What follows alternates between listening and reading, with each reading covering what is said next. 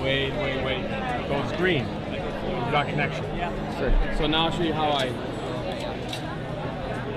balance. Okay? First, I point it right out of that field at the dot sign basically. Come around this other side.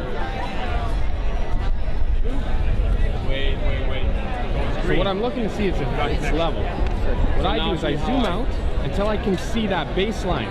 See that baseline? Right? First, and then what I'm trying to do is I want that baseline to be right along the bottom. See how good that is? This is fine. What I'm looking to see is it's level. What I do is I zoom out until I can see that baseline. See that baseline? Spin around, right? And then what I'm trying to do is I want that baseline to be right along the bottom. See how good that is? Yeah, well, it's got to be basically angled evenly across. So I find by taking my leftmost shot and my rightmost shot, now I'm getting the majority of the field. Right? So what I do here, you see the line of the bleachers? That's what I balance off. Yeah, well, it's got to be basically angled down a little bit, evenly across. So I find by taking my leftmost shot and my rightmost shot, and this is getting the field. Runners at second and third and one out. Oldenburg out of the scratch. Comes to Meister once more. No, it's got to be straight. That line should be straight, like this. So I've got it. You see how there's small gap here, bigger gap on the side, at the top. And this is Runners at second and third and one out. Oldenburg out of the scratch. Comes to Meister once more. That line should be straight, right? So now we're really close. There's small gap now. I really want to know. I go and look in the white dots on the chair. You can see the top right of the chair is almost the same all the way along. Right? Now I go back. I double check. Now I'm really close. I double check. When I'm in the white dots when I'm in here. The chair is almost the same all the way along. Right? That's it. You see? Slowly and now that's it. It's done. Now I bring my double check. When I'm in here, the chair is almost the same all the way along. That's it. You see? Slowly and now that's it. It's done. Now I bring my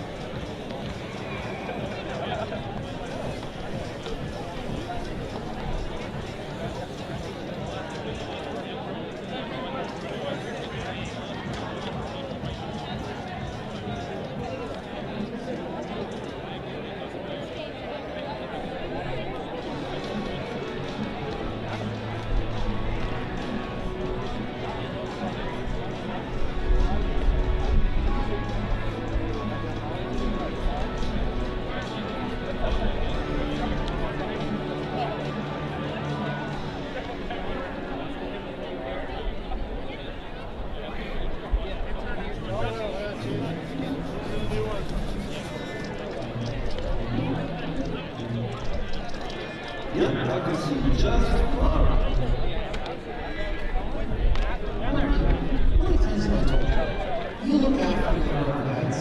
I like HarbourCats. If you're out to one, we can't wait to see you.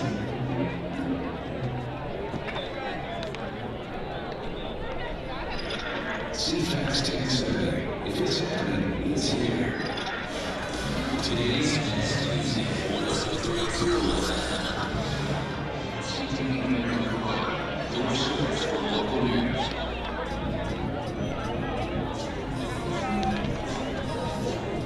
What?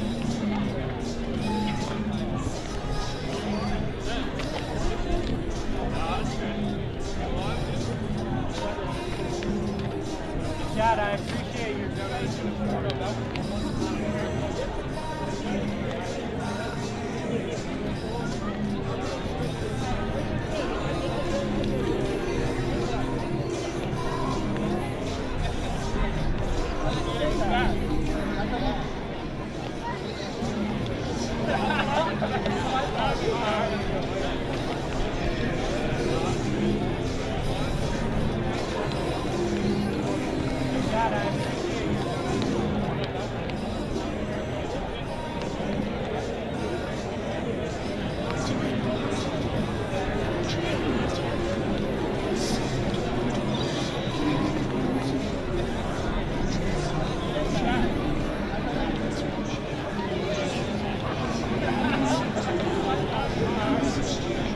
Came at him with the high fastball and got it by him for a 1-2-3 first for Gunnar Friend. And the 1-2. This one is hit right to second base. Haney with the catch. He goes to first, and that's a double play. Deep fly ball to center field, the top half of the inning. And now Playa sends one to deep left center field. Going back, looking up at the wall. It's gone. And Playa will touch him all on a solo shot here to start out the bottom of the third. Got it by him for a 1-2-3 first for Gunnar Friend. And the 1-2. This one is hit right base. Deep fly ball.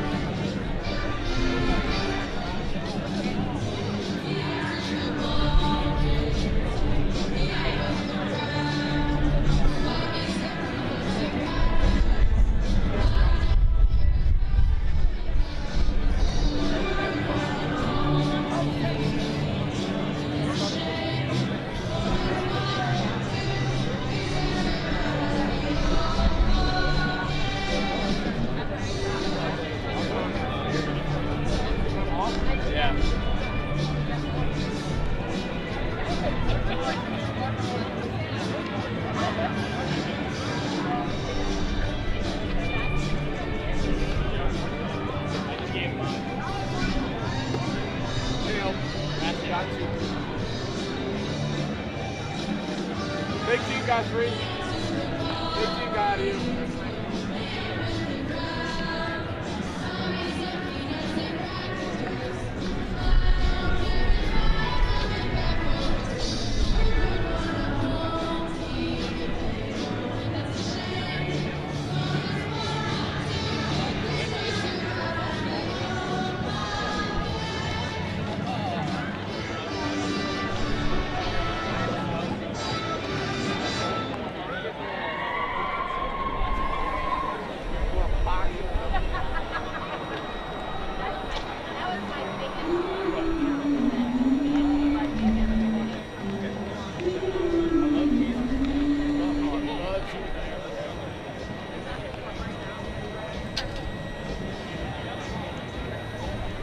Good evening, fans, and welcome back to Wilson's Group Stadium at Royal Athletic Park, home of your Victoria HarbourCats. Today's game between the HarbourCats and the visiting Corvallis Knights.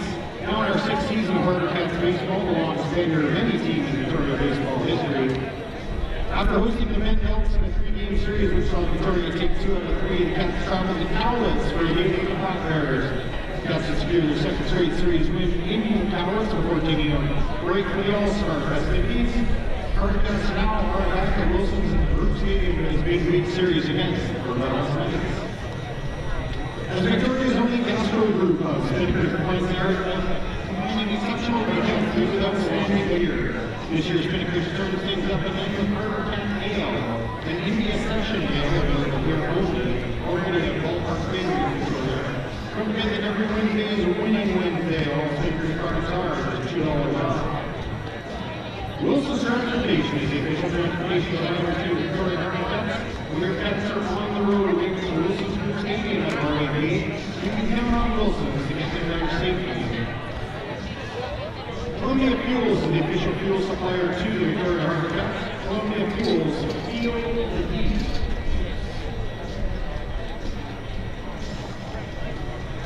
Fine folks from Corvallis are in the house tonight. They're giving away a Claire Eccles jersey as well. Stop by their booth on the concourse to learn more about how to enter. We would like to give a special thanks to Natalie Bell Yoga, the official yoga instructor of your Victoria HarbourCats. When your cats get a craving, they head to one of the great locations of Floyd's Diner, home of the Mahonies. Floyd's Diner is the official barbecue burger to the Victoria HarbourCats for 2018, located down the third baseline in the picnic area. We've got a great new menu this season, check them out. If you're looking for something cold, creamy, and refreshing, head to Jackson's Ice Cream Truck for the best ice cream in town. Check out Wilson's Mini Donuts. We've got pizza, Greek on the street, as well as the city's concessions. So many great options at Wilson's Group Stadium and RAC.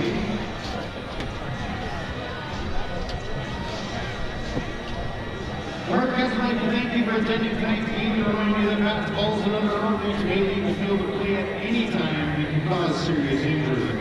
Please remain alert at all times while enjoying tonight's game. The HarbourCats would like to ensure that Wilson's Group Stadium RAP is a family-friendly environment. If you notice disturbance in the crowd, a disturbance in the force, or feel uncomfortable at any point, simply enter the info booth and speak to the nearest Pats usher. Our staff and fan experience team used radios from Victoria Mobile Radio, the official radio supplier to the HarbourCats. Thank you to Victoria Mobile Radio.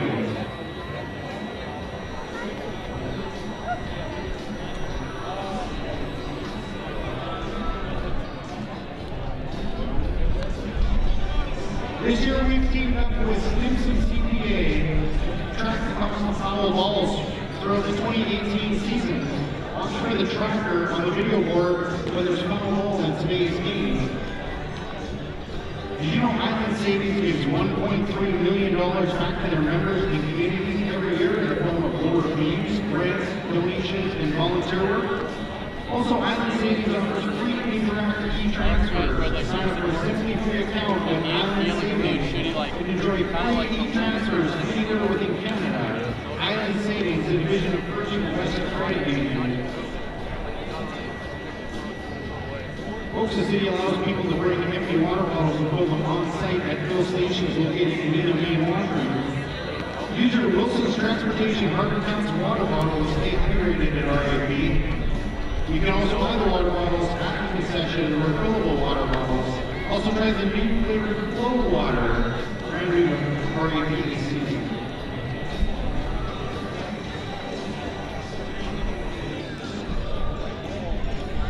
Today's end of the rule 50-50 is being looked after by Young Life of Canada. Please support this great program by your end of the rule 50-50 tickets.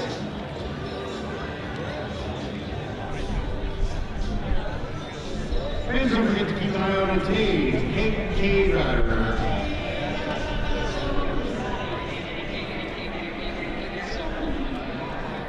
Today is the catcher number 27, Cole Hamilton. Each night, the 8th batter in the opposing team's lineup is the KK batter. If he strikes out 3 times, then some lucky fan is winning a $500 gift card courtesy of the K. Sounding possible? We already did it once this year, folks. Remember, all our draws, all our prizes, the key to that is the program. Buy your program now for just $2. Page 21, the place center ad. Fill that in and take it to the info booth. That's how you win, folks, and we give away a lot of stuff every night. Tesseract Computers provides Wi-Fi at Wilson's Group Stadium so you can stay connected. Find the Tesseract 2.0 network and use the case-sensitive password HarbourCats to stay in touch.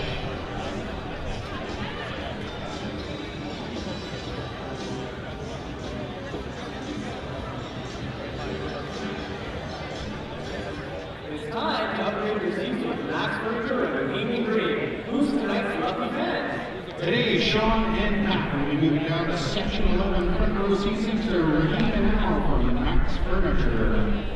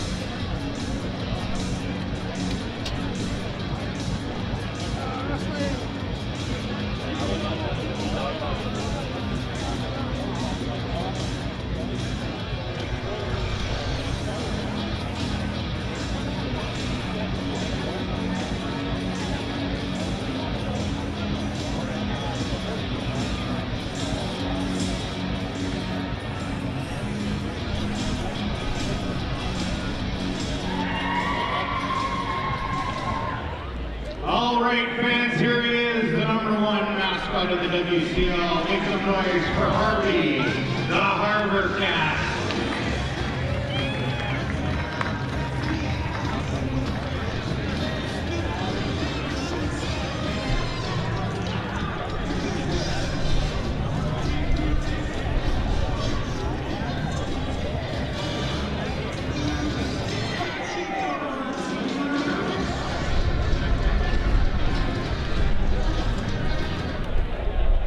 All right, fans, we're going back down to the field. Thanks very much, guys. I appreciate it. Welcome back to the Royal Athletic Park, guys. Wilson Group Stadium is the second game 2 of this series with the Corvallis Knights in town. Thank you very much for being here. Weather's great. We're going to have a great night here tonight. We have a fantastic couple of groups here tonight. I want to spotlight what's happening on the, you're wondering why all those people out there are not paying attention to us right now. They're partying out there with the Greater Victoria Chamber of Commerce is over there with their July mixer, and they're having a great time over there. One of the reasons you join the Greater Victoria Chamber of Commerce is you get to have gatherings like that and be part of them. We're so glad. This is an annual thing, and we're glad to have that as part of it. And very much glad to be able to bring you a show at the Strathcona Rooftop Party Deck, which is nearly sold out for the rest of the year. I think we have one more night. And we have great groups as well that are taking advantage of the upper deck experience with the double-decker bus and Wilson's. It's on the right field side here. So thanks to the Chamber of Commerce for being part of this today. We appreciate it very, very much. Just want to remind you all we're very, very fortunate the last 2 years to have a special athlete with us. Claire Eccles, left-handed pitcher, has been with us. Tonight and tomorrow, her last 2 days that were with us before she joins Team Canada to play for the World Cup and the Women's World Championship in Florida. Help me congratulate her on making Team Canada. She'll be a very good part of that team, and we're glad to have had her here, and we thank you very much for her time. We're going to do some very special things next year. We have an idea. This is the last time anyone's going to wear that number 8 that she wears. It's fantastic. So we have some special guests in attendance. So as part of the chamber, we had a draw tonight to see who got to throw one of the first pitches tonight. And representing KPMG, Paul Van Cole, come on out, buddy. You're going to get to throw the first pitch here in a minute. We want to have you as part of it. Congratulations on being the unlucky winner of that draw, as you said earlier. Wait here for a second. We're still going to let the down meeting take place. And we want to introduce a very special guest we had with us, not just tonight, but was here last night as well. The new commissioner of the West Coast League. Come on out. This is Rob Meyer, everybody. Please welcome him. He's originally from Kansas City area. He's lived in Seattle. He's now in Portland. As a noted author, you want to meet Helen over there. Helen, Rob, you guys need to meet. Victoria. Fantastic to be out very soon. I've had the pleasure of being able to get an advanced read on it. And Rob's written my 75 books, I think it is now. So fantastic to have you both here. Guys, we can get a couple, I need 2 people brought out against the first pitch for when these guys are done. But Rob, I want to welcome you very much to the West Coast City. It's great to have you here. And I hope you had a good time here in Victoria. Talk about some of the things you do in this city.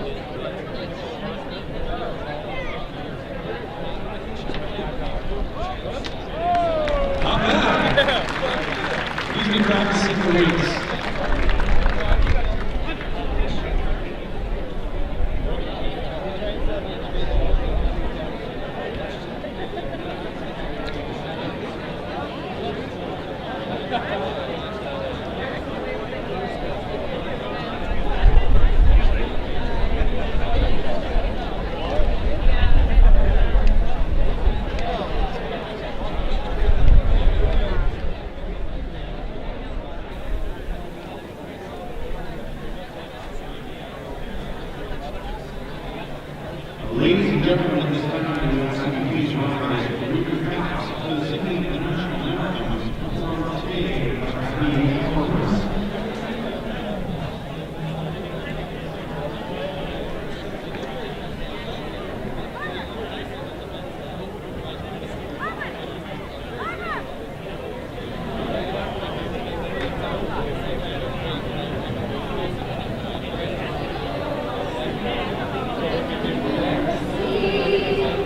Bye.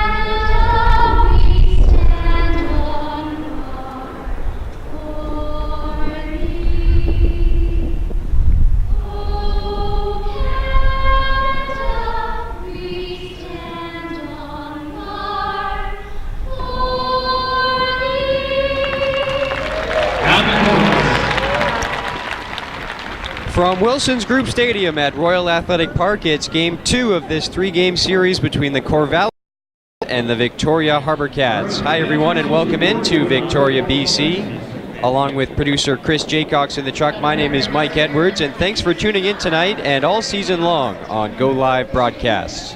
Well, the HarbourCats and Knights were involved in a nail-biter last night in what was really the type of game that had that playoff-type atmosphere. It was a low-scoring game that featured some late dramatics. There was very little margin for error, and ultimately, it was the Knights who took advantage of a couple of HarbourCat mistakes in the 9th inning, scoring 2 runs on an error and a wild pitch. That put them up 3-1. The HarbourCats did answer back in the bottom of the 9th with a solo home run from Dustin Demeter, and then proceeded to load the bases with 2 outs, but fell just a bit short, dropping last night's contest by a final of 3-2. So that means tonight the HarbourCats will aim to even the series at 1-1 in the middle game of this 3-game set. HarbourCats take the field in their alternate red uniforms, the all-red ones. They also have red and white alternates as well, but it's the solid red ones for tonight's Game 2. Let's check out the game time weather here in Victoria before first pitch. A very great evening for baseball, just as we had last night as well. 21 degrees Celsius, 69 degrees Fahrenheit. Sunny skies, and there is a little bit of wind, not quite as much as yesterday, but wind blowing right now out to center field, so that could be a little bit of a factor in the game here tonight as well. Let's look at the Corvallis Knights lineup fielded by the skipper, Brooke Knight. Chad Stevens, the second baseman, will lead off. Briley Knight, the DH, bats second. Chandler Anderson in center field will bat third. Austin Feist in right field bats fourth. Cody Hawkin, the left fielder, bats fifth. Zach Taylor at first base moves from behind the plate to first base for Game 2 tonight. He bats sixth. Bo Phillip, the shortstop, is seventh. Cole Hamilton, the catcher, batting eighth. And Brandon Beck, the third baseman, rounds out the order, batting ninth. On the hill for the HarbourCats tonight is the 6'3", 185-pound right-hander out of Ferndale, Washington, and Yakima Valley College. It's Mason Shaw, who has pitched very well of late for the HarbourCats. He comes in 2-1 with a 3.17 ERA, 15 hits and 10 walks allowed, with 15 strikeouts in 17 innings of work for him. He makes his 6th appearance and his 5th start of the summer for the HarbourCats, and he's coming off of 3 consecutive scoreless outings. His last one was in the road trip down to Cowlitz, where the HarbourCats got him some work with the All-Star break wedged in between. They were able to get him an inning, and he did not allow a base runner in that frame. And each of the past 2 starts for Shaw as he fires across strike 1 here to Chad Stevens to get this ball game here tonight underway. But the past 2 starts before that appearance in Cowlitz, both scoreless ones, went 5 innings. Did not allow a run in either of his last 2 starts against Bend, a 6-3 win for the HarbourCats, and against Bellingham, a 3-2 win. And Shaw picked up the win in both of those starts. So they'd love to get him through another 5 scoreless or perhaps more tonight here in Game 2 against the Knights. Nothing in 2 count, and the pitch misses down and away to Stevens. 1-2 now as the Knights will come up to hit here in the top of the first inning wearing their alternate road black uniforms. So a black versus red matchup tonight on the diamond as Shaw misses once again. Another relatively easy take for Stevens. It's 2-2. Stevens last night went 1 for 4 with a run scored, also atop the order for the Knights and getting the start at second base. This one is grounded to short. Dustin Demeter has it kick off his glove, and Stevens now is going to take a wide turn around first, but he'll stay put. That one might be ruled an error. It was a pretty hard hit ball to short, but a play that I think Demeter would have expected to make.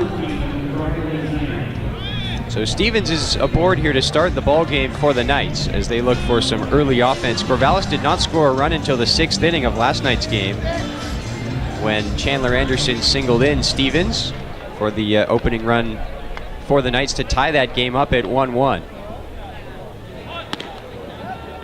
One misses up high on a fastball from Mason Shaw. Showing bunt was Briley Knight, the DH, who moves up from the 8 spot in the order last night to the 2 spot after a good game for Knight last night.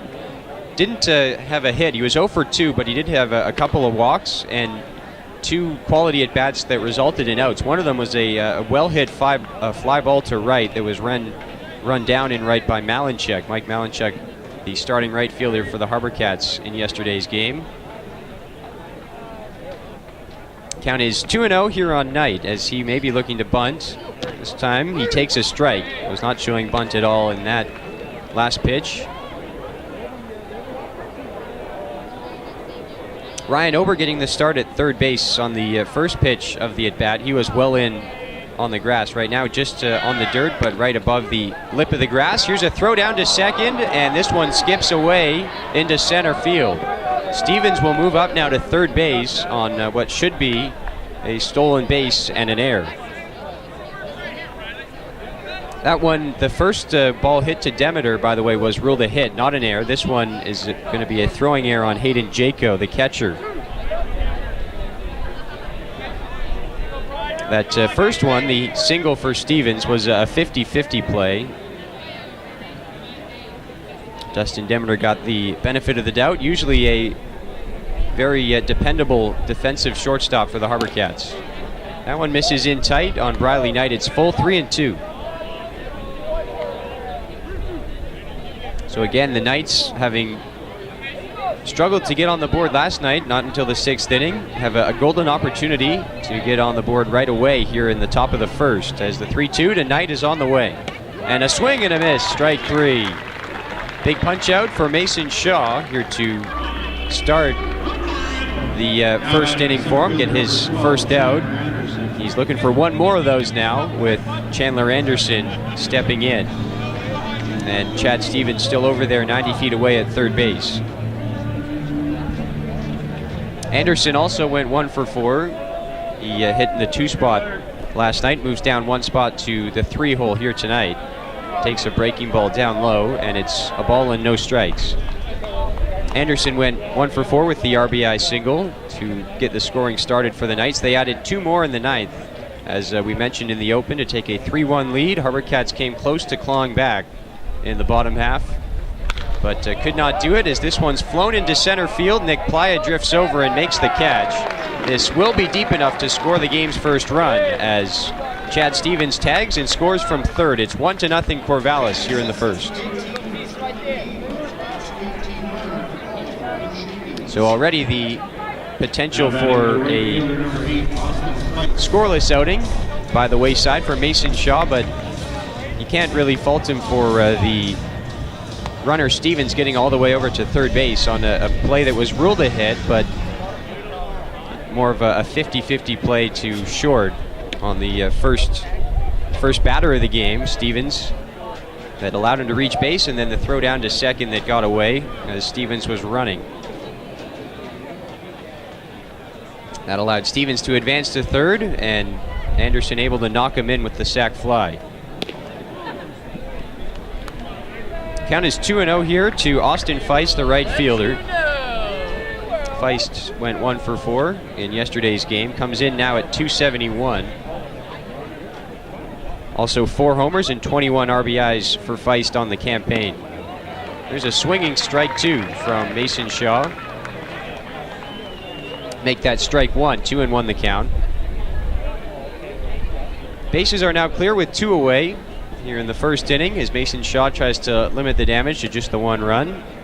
That one close, but missing down low. 3 balls and 1 strike.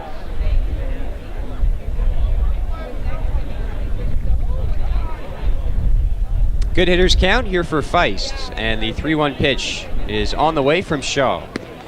That's a strike right in at the knees on the inside corner. It's 3-2. Knights have made Mason Shaw work a little bit here in this first inning. This will be his 20th pitch of the inning, and it's a 3-2 offering to Austin Feist. This one a bouncing ball to short. Demeter with the scoop this time. The throw across in time, and that'll be the inning. So the Knights do strike first here in the top of inning number 1 with the Chandler Anderson sac fly. And it's 1-0 Corvallis as the HarbourCats will come up to hit for their first time tonight, next on Go Live Broadcasts.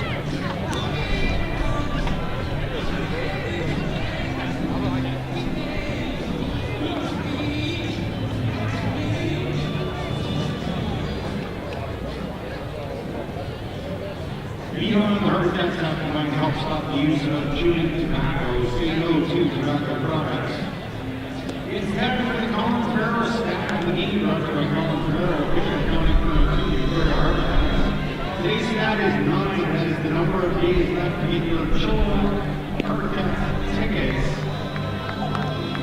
The game on July 28th. You don't want to miss it. Day game here at the park, and then a night concert with Chilla and a few local bands. Tickets are available now. That is your Collins Ferraro stat of the game. As the game day program, your key to win one of our volunteers here to city concession purchase a program for only $2. Fill out the form in the plate center ad, and on page 21 we get ready to the draw box and all the awesome prizes. So of course it's 19. Be sure to pick your way for your awesome paydays courtesy of the plate center. The program is your key to win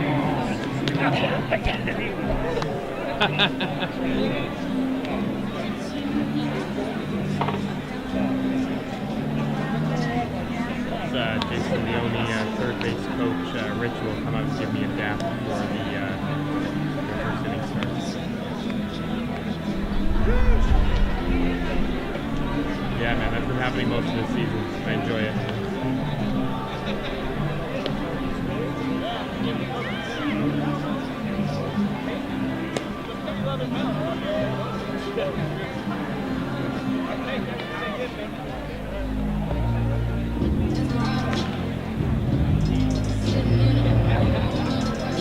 Leading off for your HarbourCats, the center fielder from Calabasas, number 23, Nick Playa.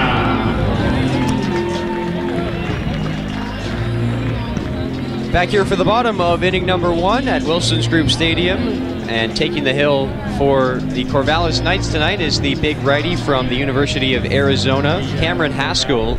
He stands at 6'4", 200 pounds. He's a rising senior at Arizona. And he's a two-way player for the Knights. He has 63 at-bats as Playa shoots one into right field for a leadoff single on the first pitch that Haskell throws tonight. So Nick Playa continues to stay hot. He had a couple of hits, including a solo home run in last night's game.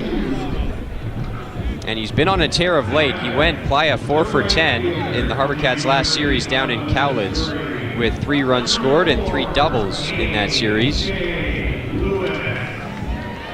And so once again, Playa is aboard here to set the table for A.J. Lewis, the right fielder.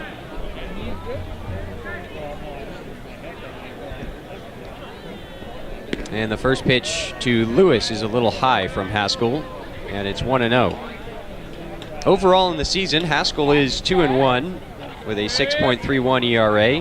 He's allowed 25 hits and 5 walks with 20 strikeouts in 15 2/3 innings. There's a swinging strike one from Lewis. 1 ball, 1 strike. And as mentioned, Haskell has been a frequent hitter at the plate as well for the Knights this season. 63 at-bats for him. He's hitting .317 with 9 RBIs. But tonight he's on the hill.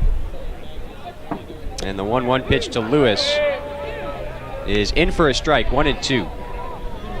Haskell in his last start was knocked around by the Yakima Valley Pippins, charged with 5 earned runs on 10 hits, but his start prior to that, back on July the 5th against Bellingham, was very good. He went 6 innings, got the win in that game, allowed a run on 2 hits and a walk with 4 strikeouts.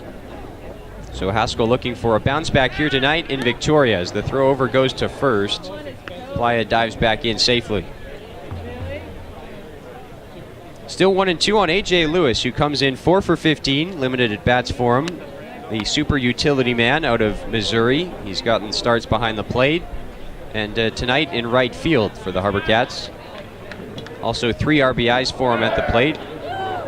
Runner goes for second. Here's the throw down, and it's not in time. Playa able to swipe second base as the pitch missed to A.J. Lewis outside. 2-2 the count, and now a runner in scoring position with nobody out, as the HarbourCats aim to get that opening run scored by the Knights in the top half of the inning. They're trying to get it right back here in the bottom half.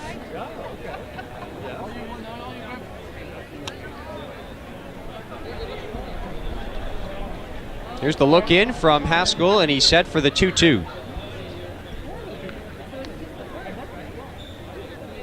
There's a swing and a miss, actually a foul tip held onto by the catcher Cole Hamilton, and that'll be a big strikeout for Haskell. It'll take another hit now in the inning for the HarbourCats to get something out of this first.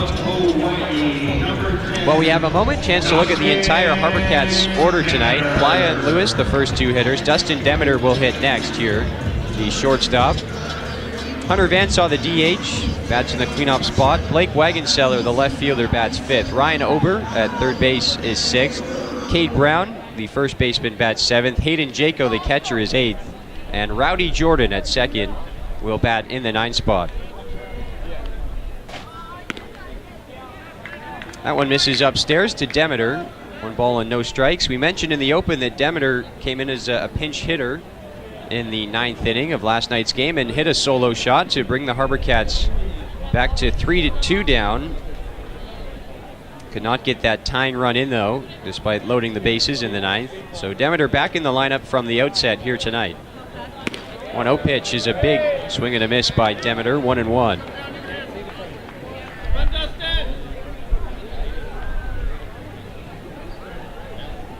That homer for Demeter was his third of the season and his 15th RBI. He's also hitting .298. The rising junior from Hawaii. It's been a really steady bat in the lineup for the HarbourCats this season. 1-1 is popped up into shallow left field. Coming in from left is Cody Hawken to make the catch for out number 2. So it'll be up to Hunter Vansaw, the DH from Mississippi State, to try to knock in Nick Playa from second base. Here with 2 gone now in the bottom of the first inning. Now batting the designated hitter from Mississippi State, number 26, Hunter Vansaw.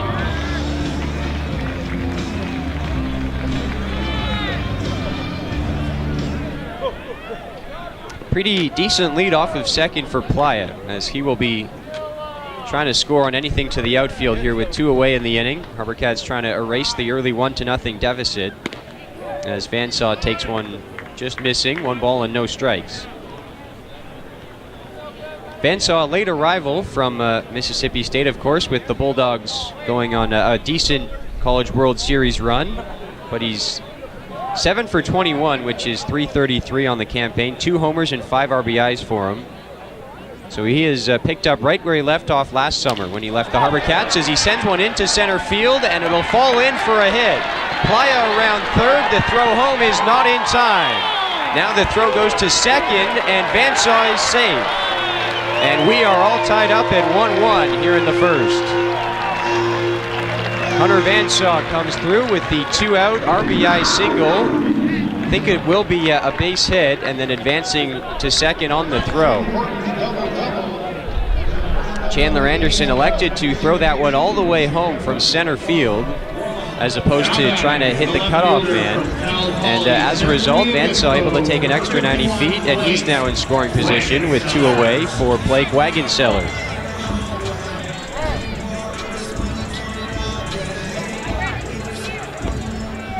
So it's now a new game, 1-1. Already some early runs on the board here in the first inning as Wagenseller comes up empty on the swing on that first pitch from Cam Haskell. Yesterday's game, we talked about it being a really playoff type atmosphere here at Wilson's Group Stadium. 3-2 final. It was 1-1 entering the ninth. Very well pitched game on both sides. And runs, even hits at a premium. This one could be a different one though, with already each team scraping a run across. Count is even 1-1 to Wagenseller. That last pitch from Haskell missed off the plate.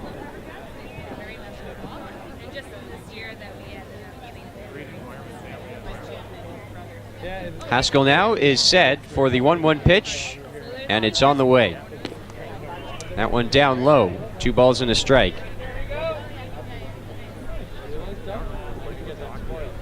Wagenseller coming into this game tonight, hitting just below the Mendoza line at 192, has a homer and 2 RBIs.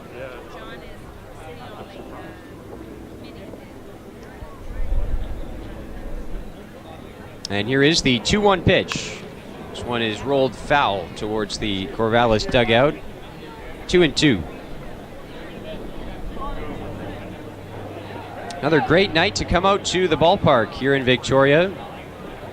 This Wednesday, Thursday, Friday series, there will be a big crowd for sure tomorrow night on fireworks night. But still a good crowd on hand here for this Thursday night contest. And the 2-2 to Blake Wagenseller. That one a fastball up high, missing for 3-2.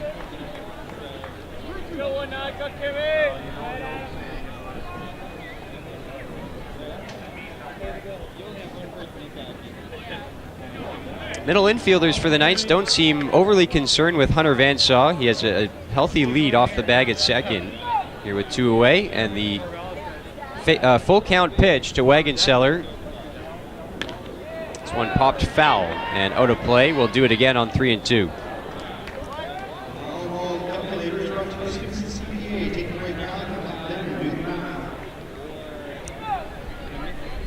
Congratulations, Sam Ron.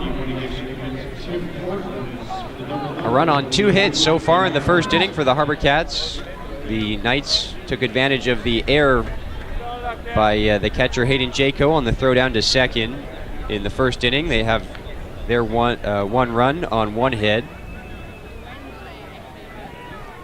And the 3-2 is stroked into right center field. This one will be flagged down into shallow right there by Chad Stevens. Nice play with his back to the infield. Takes a hit and an RBI away from Wagenseller and keeps us tied 1-1 as we head to the second on Go Live Broadcast. Red, white, blue, on your marks, get set, go.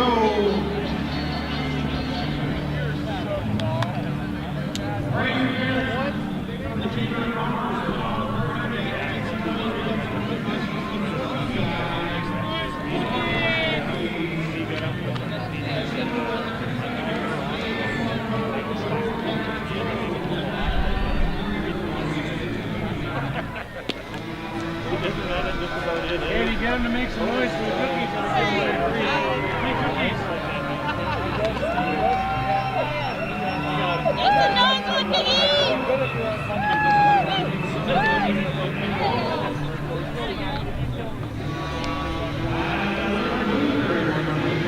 the BCLC is proud to be a part of communities across BC. From entertainment and great prizes to jobs and support for the tourism industry. The benefits of our business are province-wide. Every year, our players generate more than $1 billion for the province of BC, which is used to support healthcare, education, and community groups. Together, we play it forward.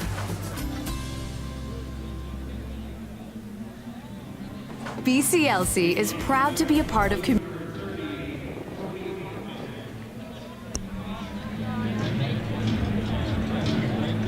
Top of the second inning here at Wilson's Group Stadium, and Cody Hawken will lead things off, the left fielder for the Knights.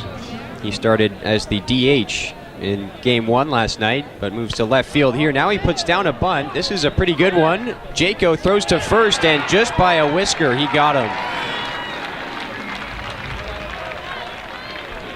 Little surprise attack there from Cody Hawken, who does run pretty well. And he almost beat it out for a leadoff bunt base hit, but it was nicely fielded by Jaco there for out number 1.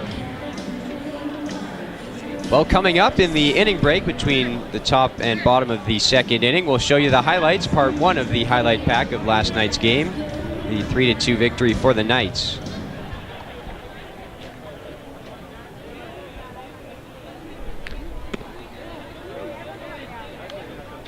Want to know the count here on Zach Taylor, the first baseman, as he took it just inside from Mason Shaw.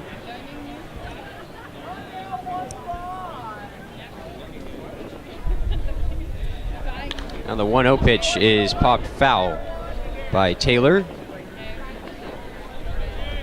HarbourCats got Shaw off the hook with that RBI single by Vansaw in the first, the bottom of it. Although that one run that Mason Shaw did allow was not earned in the top half of the first. 1-1. That one is just missing as well, and a close pitch from Shaw. 2 balls and a strike. Taylor last night went 2 for 3 with a run scored and a walk. He got the start behind the plate, but tonight he'll give the knees a rest and move to first base. There's a fastball down low, and it's 3-1. With those 2 hits in the 3 at-bats yesterday, Taylor able to raise the average up to 244 entering this one here tonight, game 2 of the series. And he crowds him inside for ball 4. So it's a 1-out walk issued by Mason Shaw. Taylor will trot down to first. And already this game has a different feel from the one last night. This one could be more of an offensive shootout than a low-scoring pitcher's duel.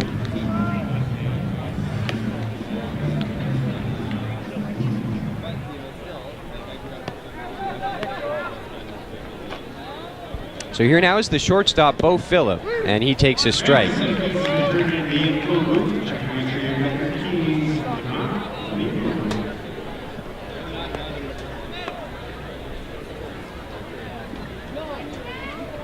Small lead off of first for Zach Taylor, and the 0-1 pitch from Shaw to Bo Phillip. This one rolled over, foul towards the Corvallis dugout. Nothing in 2, so Shaw able after the 1-out walk to get ahead. No balls and 2 strikes here of the Knights shortstop, Bo Phillip. Chance now to look at the defense, the defense in behind Mason Shaw for the HarbourCats tonight. Blake Wagenseller, Nick Playa, AJ Lewis left to right in the outfield. Ryan Ober, Dustin Demeter on the left side of the infield, and that is strike 3 called. There on Bo Phillip for out number 2. Nicely done by Mason Shaw to drop in a breaking ball. I think Phillip was looking for something else. And on the right side of the infield, Rowdy Jordan, Cade Brown. Behind the plate, Hayden Jaco for the HarbourCats.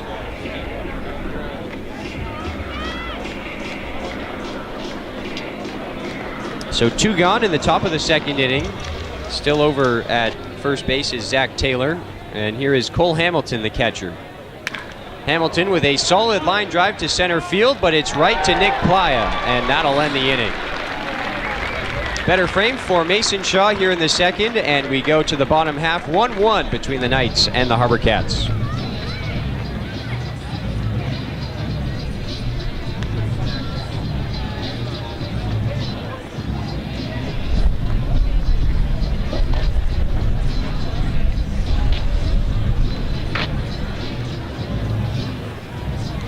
Swing and a miss, strike 3. Came at him with the high fastball and got it by him for a 1-2-3 first for Gunnar Friend.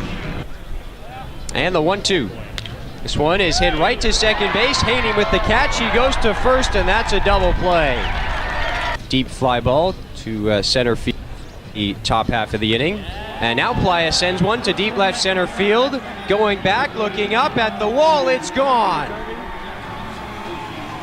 And Playa will touch them all on a solo shot here to start out the bottom of the 3rd. And the HarbourCats have the first run of the game here tonight. It's 1-0.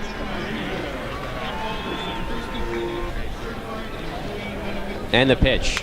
This one lined up the middle. Diving stop made at short by Spahn. The throw on to first is in time. Double play. Nicely turned by the HarbourCats, and that was not a routine 6-4-3. What a stop there on the dive by Harrison Spahn. Haney with a bit of a difficult turn, and the throw just had enough mustard on it to beat out Tamero. This one a little bloop out to right, and this will fall in as well. Soft liner into right field scores the game's first run for the Knights, and that'll tie up this ball game at 1-1.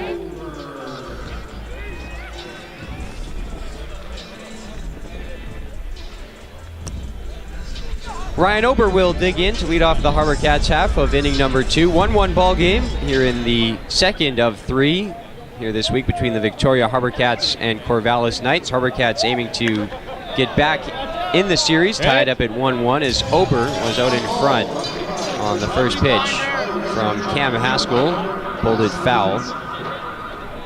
So it's 0-1. Ober this season, 5 for 25, another late arrival, and he had a great excuse for being a late arrival with his Oregon State Beavers, of course, winning the 2018 College World Series. Ober and Joe Casey, the two OSU Beavers on the HarbourCats roster here in 2018. There's the appeal down to first base, and it's declined, so it's 1 ball and 1 strike. Umpiring crew, by the way, tonight, just a 2-man crew. Chet Massey behind the plate calling balls and strikes, and John Hullett is roaming around the infield. Now the 1-1 pitch is a strike, 1-2. The defensive alignment in behind Cam Haskell for the Knights looks like this. Cody Hawken in left, Chandler Anderson in center, Austin Feist in right, Brandon Beck and Bo Phillip on the left side of the infield, Chad Stevens and Zach Taylor on the right side, and Cole Hamilton is in the squad, putting down the signs for Cam Haskell. 1-2 to Ober, and Ober lines one into center field. That'll get down for a base hit. So the HarbourCats able to get their leadoff man aboard here to start out the second inning. As the Knights open the scoring tonight with the sac fly by Chandler Anderson back in the first. But Hunter Vansaw tied the game with an RBI single in the bottom half, and now the HarbourCats here in the bottom of the second trying to wiggle their way in front. Try to get Ryan Ober home now from first after the leadoff single. This is Cade Brown, the first baseman out of the University of San Diego. And Brown with a pop-up in behind home plate that'll get foul and out of play.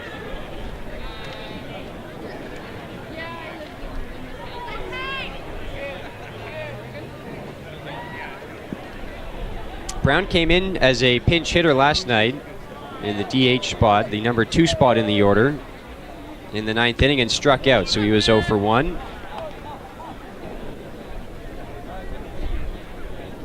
Here it's a 1-1 count from Haskell to Brown.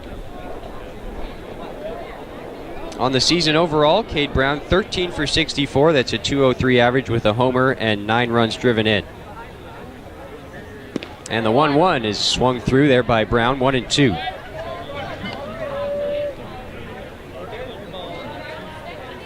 Hayden Jaco, the catcher, waits on deck for the HarbourCats with Ryan Ober over there at first.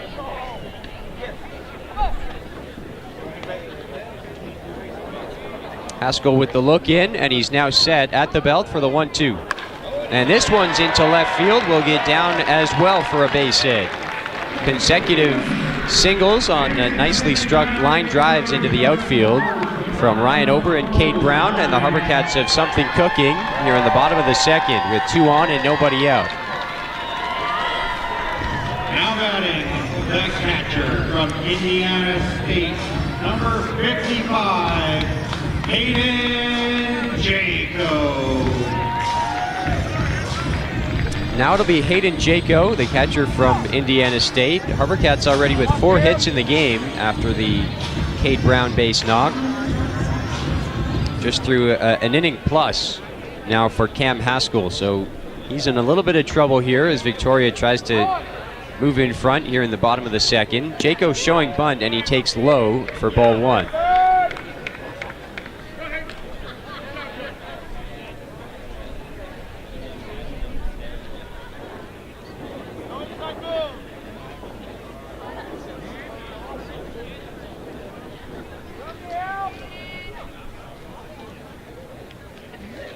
A ball and no strikes here to Jaco, and he'll take a strike this time as he squared around but pulled back. Was called strike 1 by Chet Massey, the home plate umpire. Ober now at second, Cade Brown at first, as the HarbourCats try to play a little small ball here, get those 2 men up into scoring position for Rowdy Jordan to follow. Jaco not showing bunt this time as he takes it outside, 2-1.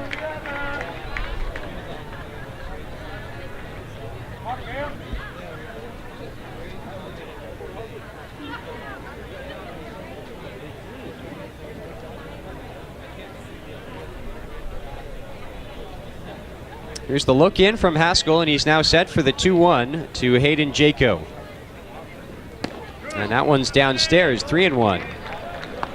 So Jaco squared around to try to drop one down on the first 2 pitches of the at-bat, but he's taken the last 2, and he's now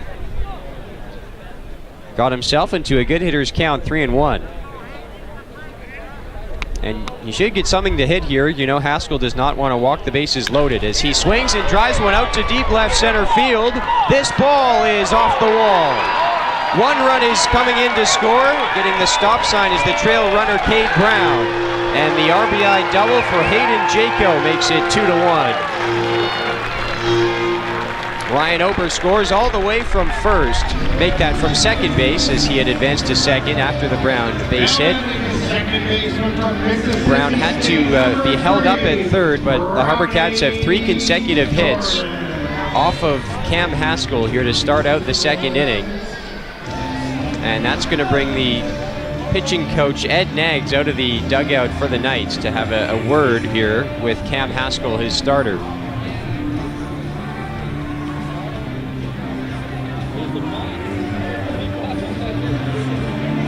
So still a chance for more here in the inning for the HarbourCats with now a 2-1 lead. Rowdy Jordan coming up to hit. Jaco is at second base. Cade Brown is at third. Still nobody out.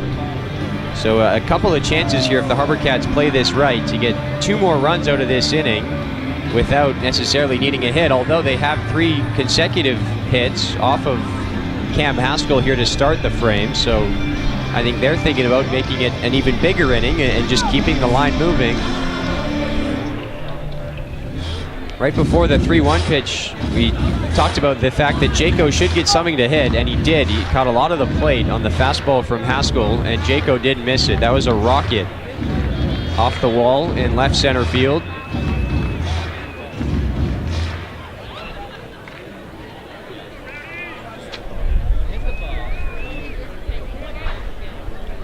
So here now is Rowdy Jordan trying to extend the lead here from 2-1 for the HarbourCats.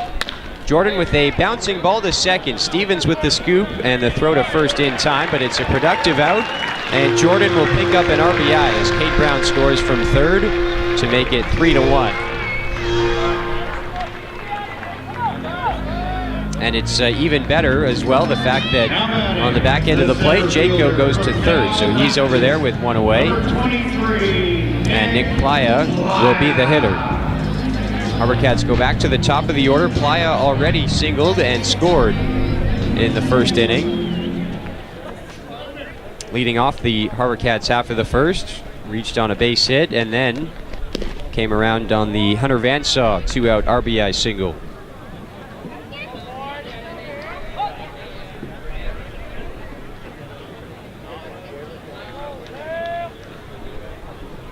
Nothing in 1 here to Playa. And that one is just outside and maybe a little low, going for that outside corner with the fastball was Cam Haskell, but he missed with it, and it's 1-1.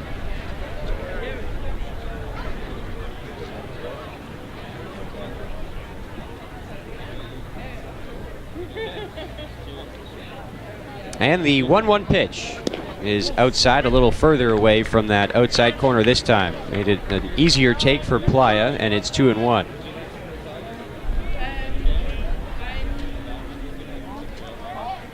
Hayden Jaco still the base runner over there at third base. And the 2-1. That one was close, not giving the pitcher Haskell the call was the home plate umpire Chet Massey. And it's 3-1, another good hitter's count here for Playa, who's been red hot, as we mentioned, at the dish in the last couple games. There's a swing and a foul by Playa to run it full 3-2.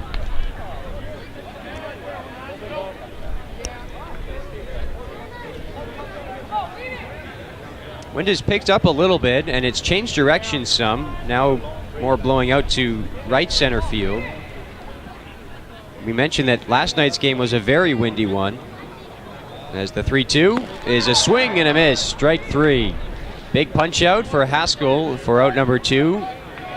And the HarbourCats do have 2 runs to show for this second inning, but now they'll need a base hit with 2 away from A.J. Lewis to make it a 3-run inning.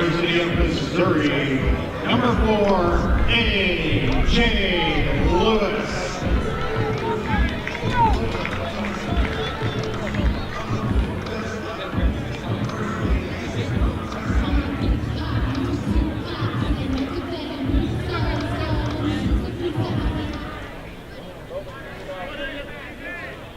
So Lewis a chance here to try to pick up Nick Playa, knock in that run anyway from third as he pulls it foul over into the dugout area. Sharply hit off the bat of Lewis. And it's 0-1. Lewis struck out his first time up back in the first.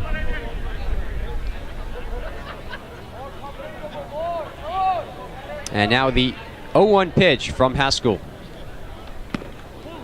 That one is a little inside and maybe high as well to Lewis. Ball and a strike.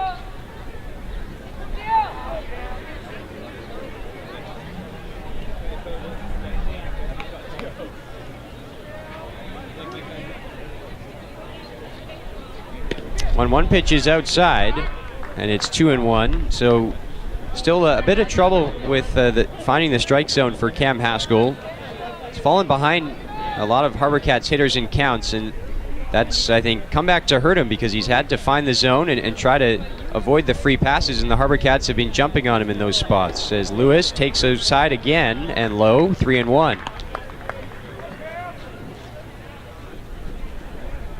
This is a spot here on 3-1 where Haskell does not necessarily have to give in to Lewis at the plate. That open base at first and 2 outs in the inning. Although a dangerous hitter, Dustin Demeter, lurks on deck. Here's the 3-1.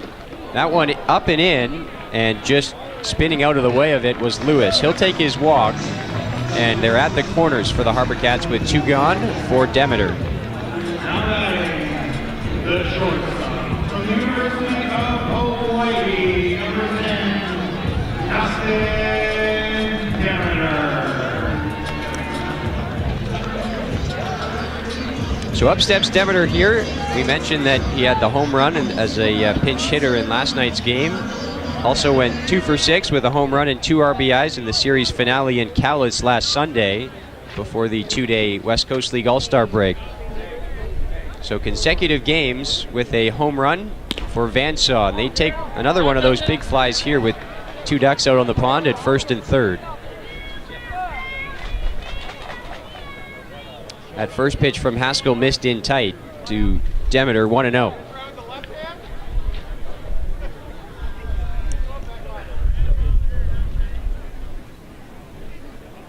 1-0 pitch, runner goes for second. The throw sails into center field, and Cade Brown make that Jaco will score from third.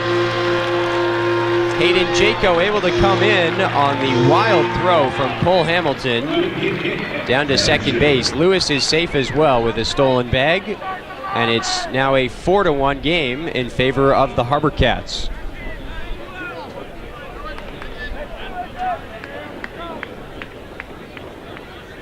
And still a chance for more if Demeter can come through with a 2-out base hit, with now A.J. Lewis out there at second. And again, Haskell is behind 2-0, and now he's behind 3-0. It's been a taxing couple of innings for him. Next pitch he throws will be his 46th of the game, and he's just through an inning and 2/3.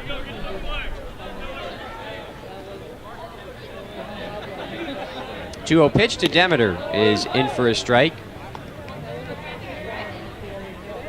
And it's now 2-1. Check that, the count 3-1. Demeter looked to be taking all the way there on 3-0, but should have the green light here on 3-1 to pick something out if it's catching the plate. That one, though, is down and in, and it'll be a 2-out walk to put runners at first and second here for Haskell as the inning continues. Hunter Vansaw will come back up, and he came up in a similar spot to this in the first and came through with that 2-out RBI single, cashing in Nick Playa from second base. This time it's A.J. Lewis at second with Dustin Demeter now over there at first.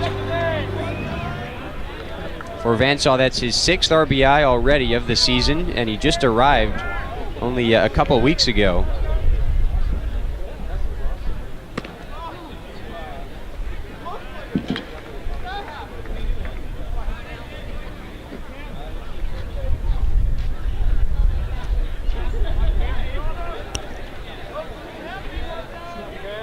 Any out will do for Haskell here. But the HarbourCats have done a nice job. They've been patient at the plate. They've waited for their pitches to hit. And the 1-0 is swung on and missed, 1-1. Looked like Haskell pulled the string on an off-speed pitch, got Vansaw out in front of it.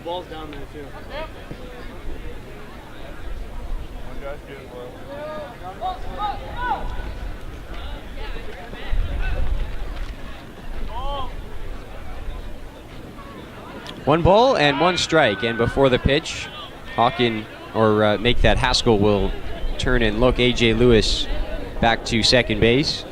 Lewis with a pretty good lead, not being held on by either of the middle infielders, although the shortstop, Bo Phillip, is trying to keep him somewhat close.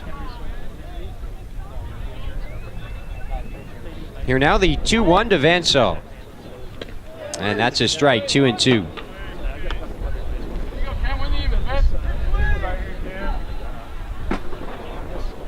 So Cam Haskell now is one good pitch away from getting himself through this second inning.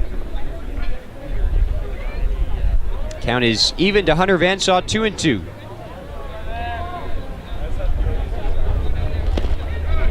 And a close pitch. Vansaw held up on the swing, and it's full 3-2, which means that both runners will get a head start on this 3-2 offering. Lewis off of second, and Dustin Demeter off of first with 2 gone.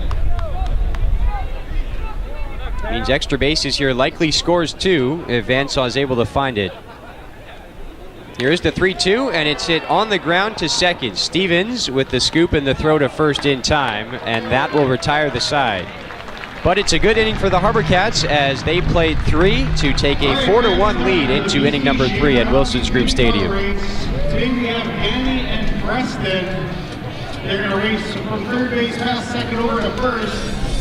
On your marks, get set, go. The winner will receive the character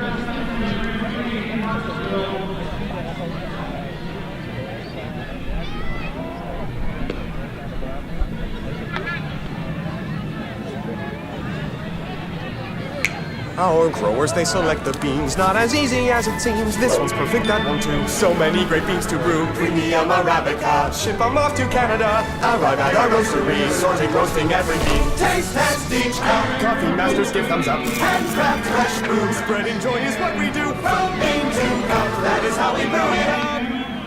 Cool. I'm making donuts. You know Mary Lou. All right. We're going to play the waiting game. So you can have what's in this envelope right now for nothing. All right, it's a good prize. Or you can wait till the end of the 7th inning. If the HarbourCats are winning at the end of the 7th inning, you get a better prize. What do you want to do? You're going to wait? You're a believer? I like to hear it. Your first game out, she's already a believer. I will see you at the end of the 7th inning, hopefully with a really big prize for you. That is the waiting game, brought to you by, ironically enough, the waiting game. Leading off for the Knights is the third baseman, number 16, Brendan Beck.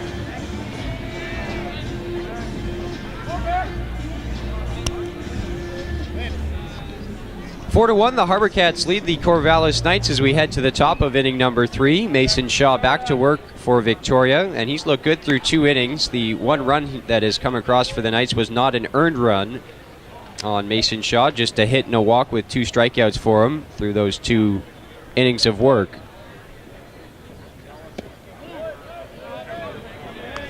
2-0 though here, the count to start out the top of the 3rd to Brendan Beck. Make that Brandon Beck, the third baseman, who did feature in last night's game. He came in as a defensive replacement, and he did not have an at-bat.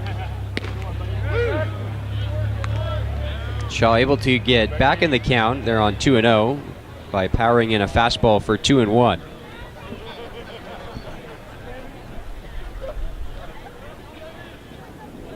And the 2-1 pitch is strike 2.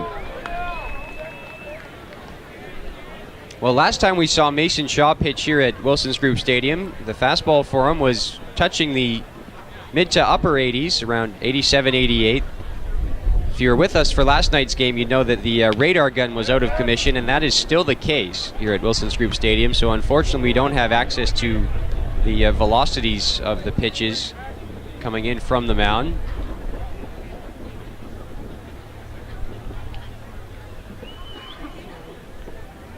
Now the 2-2 pitch is served out to shallow right field. This one could be a tough play, and with the slide, A.J. Lewis, actually it's Rowdy Jordan making the catch. Lewis came to a slide, but Rowdy Jordan, and avoiding the collision as well in shallow right field, Jordan was able to pull it in for out number 1.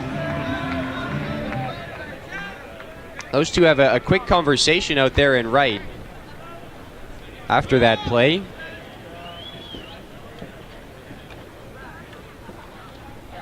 But after a little bit of miscommunication, it is an out recorded by the HarbourCats and Mason Shaw.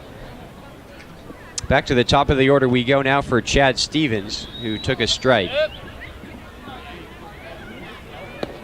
And the 0-1 downstairs, 1 ball, 1 strike.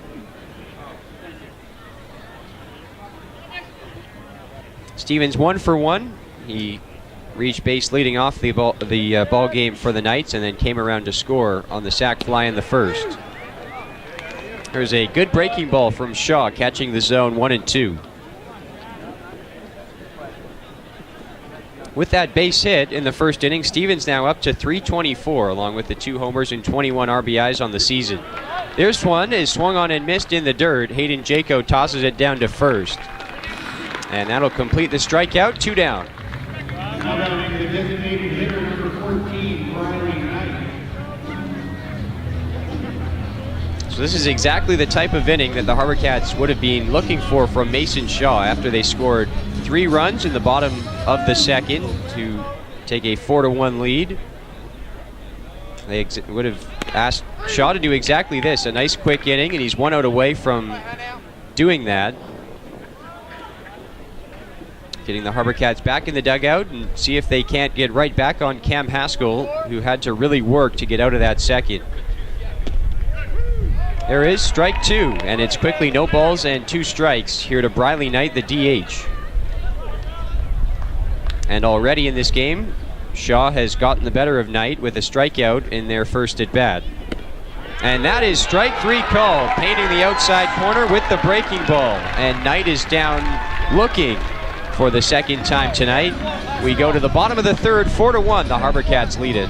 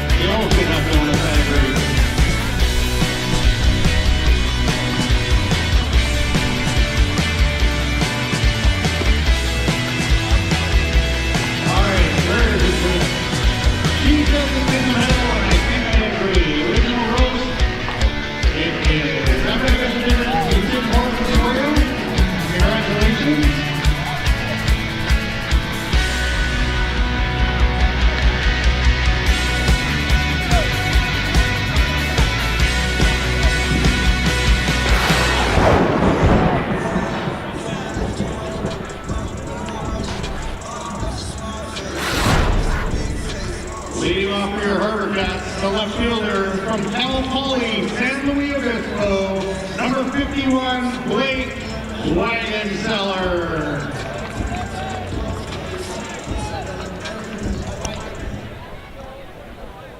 Bottom of the third inning rolls in here at Wilson's Group Stadium, and Blake Wagenseller starts it out with a drive out to pretty deep center field. Chandler Anderson coasting back underneath it to make the catch, and that's the first out of the inning. Wagenseller not wasting any time, gave that one a pretty good ride to center, but in the end, a routine fly ball out to Anderson. And that's a much better start to the inning here for Cam Haskell, who will be looking for a quicker third inning if he can get it here with the pitch count already elevated.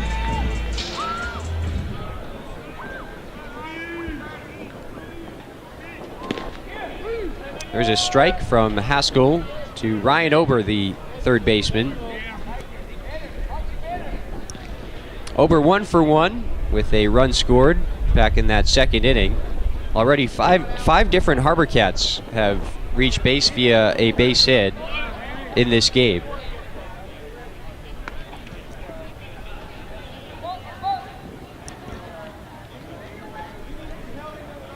One ball, one strike here to Ryan Ober, the third baseman from Oregon State.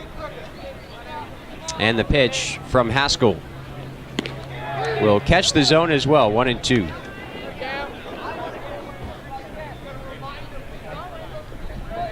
Well, Haskell's been much better in terms of filling up the strike zone here to start this third inning after he really struggled in that department in the second. Fell behind a lot of HarbourCats hitters.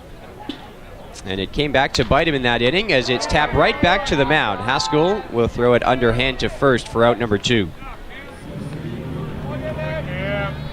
So Ober is retired this time, and Haskell is 2/3 of the way to that quick inning that we mentioned, which he is desperately in need of if he wants to give the Knights some depth to this start.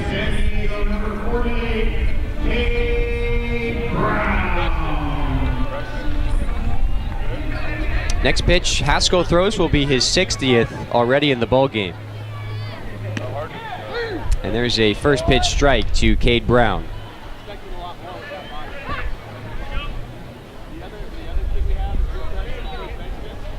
Brown as well reached on a base hit to left and came around to score in that second. And the 0-1 is another breaking ball that drops in for strike 2. Cam Haskell looks like a different pitcher here in this third inning. And he's now ahead of Cade Brown, 0-2 with the bases empty and 2 away in the bottom of the third inning. And the pitch. That one in the dirt, good take by Brown, and it's 1-2 now.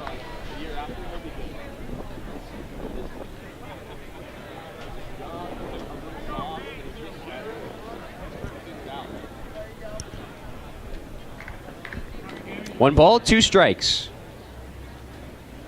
This one is a grounder up the middle to short. Bo Phillip with the throw and plenty of time at first. And it is a 1-2-3 inning for Cam Haskell. Nicely done for him here in the third. And we head to the middle frames of this one at Wilson's Group Stadium. The HarbourCats still lead it 4-1.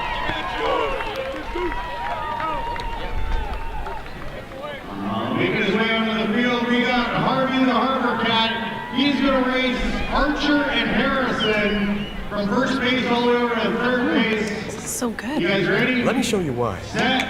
Our growers, they select the beans, not as easy as it seems. This one's perfect, that one too. So many great beans to brew. Premium Arabica, ship them off to Canada. Arrive at our roastery, sorting, roasting everything. Taste test each come. Coffee masters give thumbs up. Handcraft fresh brew. Spreading joy is what we do. From bean to cup, that is how we brew it. Cool. I'm making donuts. There you go, great job, Archer and Harrison.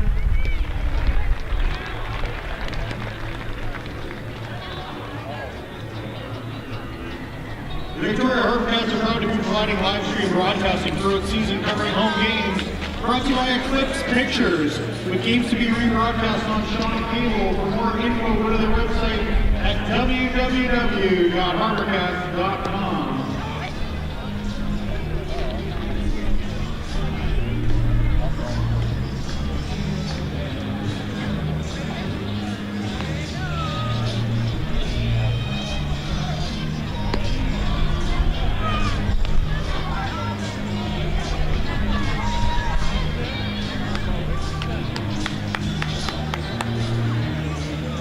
Leading off for the Knights is center fielder number 12, Chandler Anderson.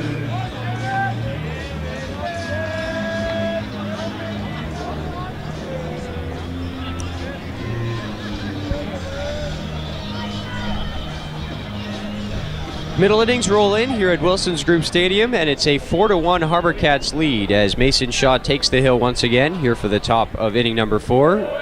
Bounces the first pitch to the plate, and it gets by Hayden Jaco. 1 ball and no strikes to Chandler Anderson, who knocked in the first run of the game for the Knights in the top of the first with the sac fly. Since then, though, it's been all HarbourCats. 4 runs on 5 hits for them. This one is stroked into left and will be a base hit for Anderson. So he's now 1 for 1 with that RBI on the sac fly. Productive day already for him at the plate. Second hit of the day for the Knights as they look to build on that leadoff single and get themselves back in this thing here in the middle innings. It'll be Austin Feist to hit.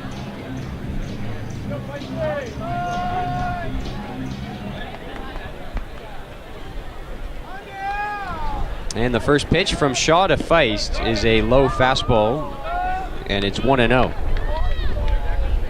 Well, the HarbourCats with the 4-1 lead, they're trying to snap a 6-game losing streak against the Knights, dating back to last year's West Coast League Championship Series. The HarbourCats took Game 1 of that series on a walk-off here at Wilson's Group Stadium. This one is well hit out to right center, and the diving attempt is not made in right by Lewis. Around third, coming home for the plate, is Anderson, and he will score on the double. It's 4-2. And Austin Feist picks up his 22nd RBI of the season to pull him into a tie for the team lead. Now batting the first baseman, number 15, Zach Taylor. A.J. Lewis did give a good effort at that one in the right center field gap. He had a long run to get to that one, and I think he got a glove on it, but just could not come up with the catch. So it's now 4-2. Up steps Cody Hawken. He was the previous RBI leader, now tied with the 22 RBIs. So Hawken has a chance to take the lead right back here if he can find some outfield grass and give Feist a chance to come in to score from second base. Still nobody out in the inning, and the Knights threatening to erase that HarbourCats 3-run lead. 0-1, and the pitch is a swing and a miss. Got a little away, just scooted away from Jaco, but not far enough to allow Feist to advance. Just before that double there by Austin Feist, we were talking about the fact that the HarbourCats have lost 6 straight against these Knights.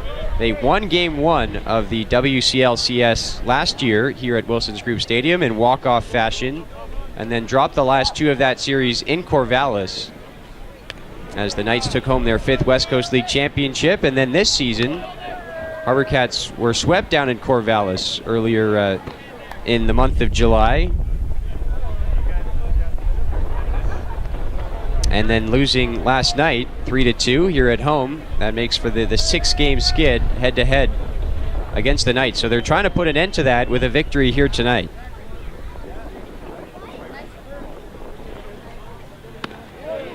That one a little high to Hawken, and it's 1-2. Knights, though, of course, on the flip side, have eyes on making that a 7-game win streak over the HarbourCats if they can come back from the early 4-1 deficit.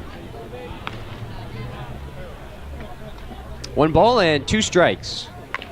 And a chopper to third. Ryan Ober scoops it up. Long throw is a little high and out at first base. Cade Brown on the receiving end had to leap for that one, but he landed on the bag and just beat out Cody Hawken for out number 1. So a big first out for Mason Shaw. On the tail end of that play, the runner aboard, who is Austin Feist, advanced to third. Initially, Ryan Ober did a nice job to look the runner back before firing it across the diamond, but his high throw allowed Feist to move up after the throw. And so it's another RBI spot here for the Knights if they can put something in play. This is Zach Taylor swinging and missing at that first offering from Mason Shaw. Taylor tonight yet to register an official at bat, having drawn a walk his first time up. And Mason Shaw's ahead 0-1. No secret what he's pitching for here in this situation. Either a strikeout or a pop-up. HarbourCats not bringing their infield in, still with a 2-run lead. Feist off of third base with 1 away and a 1-ball, 1-strike count. And a good breaking ball from Mason Shaw, 1-2. HarbourCats have had a righty now get up and start to loosen in their bullpen down the right field line. First real sign of trouble aside from that first inning for Mason Shaw. There's a swing and a miss, strike 3. And that's a big time strikeout for Shaw for out number 2. And it'll freeze the runner at third base. Austin Feist will take a hit now from Bo Phillip to get him in.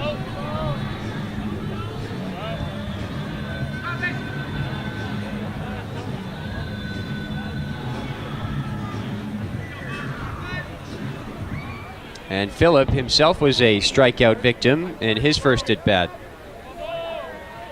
Here's the first pitch to him from Shaw. And it's sliced foul, 0-1.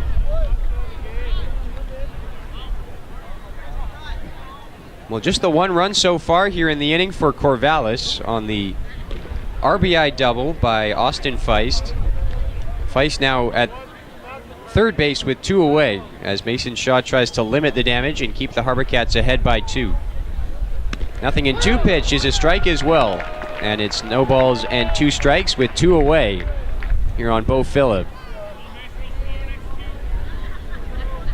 That breaking ball and the slider has been very effective for Mason Shaw tonight. He's been able to throw it for strikes, keep those hitters off balance. Here's the 0-2, and that is strike 3 called.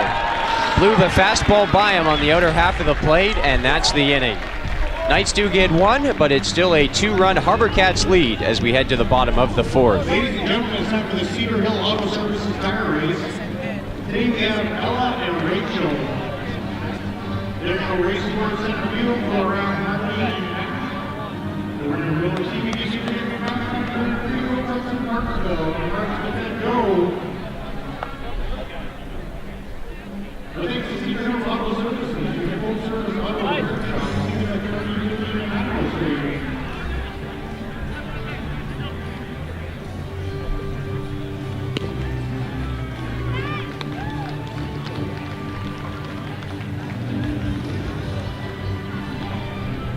Victoria is hosting 2018 Baseball Canada National Championship. The tournament will be top and the baseball team in Canada will be the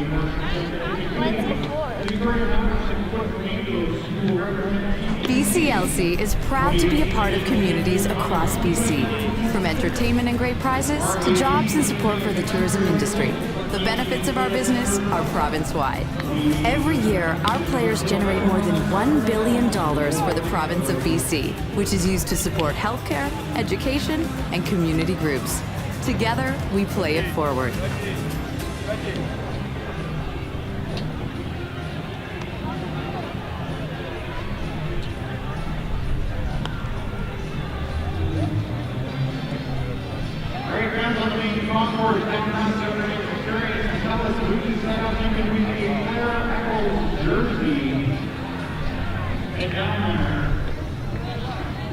Leading off for your HarbourCats from Indiana State, number 55, Aiden Jago.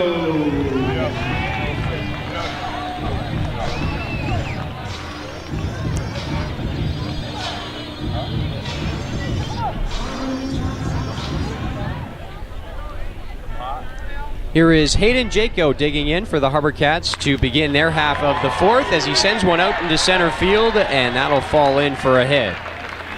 So Jaco now 2 for 2 with that RBI double in the 2nd inning. Also came in to score a run. And a productive evening for him to this point.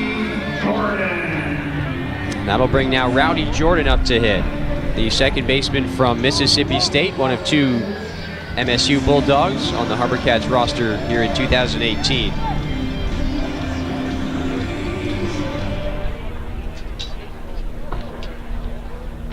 There's a swing and a miss on a pitch that was lost in the feet for a moment of Cole Hamilton, but it's 0-1 to Jordan. Jordan is coming off a stellar freshman campaign at Mississippi State, where he had .321 with 7 homers and 37 RBIs in 57 games for the Bulldogs. Numbers which are very impressive for a true freshman. As Jordan lines it right off a hop to second base, the throw to first.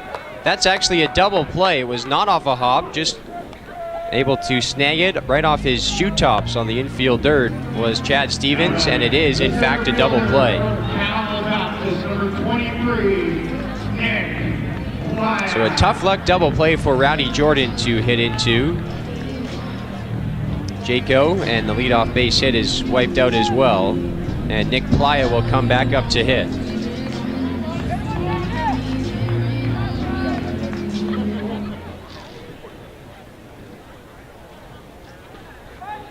Playa showing bunt and takes a strike. There from Cam Haskell, who has really rebounded after that tough second inning. Tossed a 1-2-3 third and has a chance to face the minimum here in the fourth after that double play. And now he fires across another strike. 0-2 on Playa, who is 1 for 2 tonight with that run scored and also a strikeout. Base is clear with 2 away here for Nick Playa. And the 0-2. Just a little piece of it to stay alive. Still no balls and 2 strikes.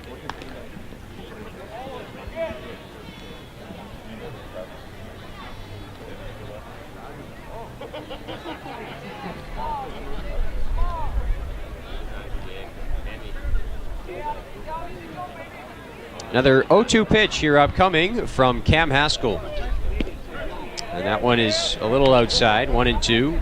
HarbourCats now doubling up the Knights in both the run and hit columns. 4 runs to 2 and 6 hits to 3.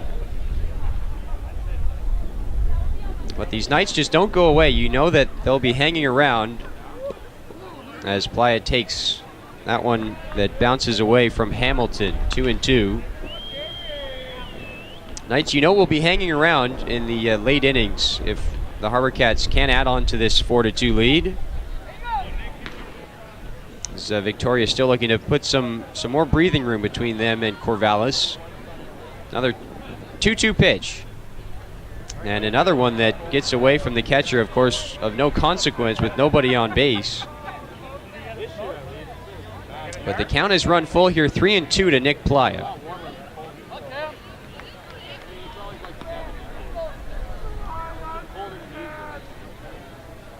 Long look in from Haskell, and the payoff pitch is low for ball 4, and the inning will continue.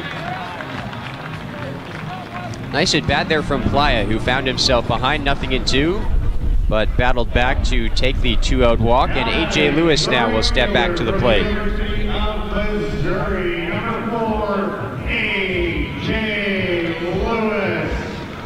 Lewis, through his first 2 plate appearances tonight, a walk and a strikeout. As a runner on first here with 2 away in the bottom of inning number 4.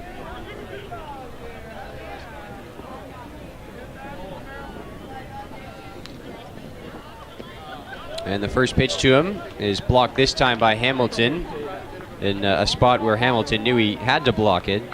Those other 2, it's easy to say, well, you don't need to block it, and it can skid away with no real consequence, but I think most catchers will tell you that they like to try to block those ones anyway. You don't want to get into that habit. There's a throw over on the pickoff move from Haskell. Playa gets dirty, but he's back in.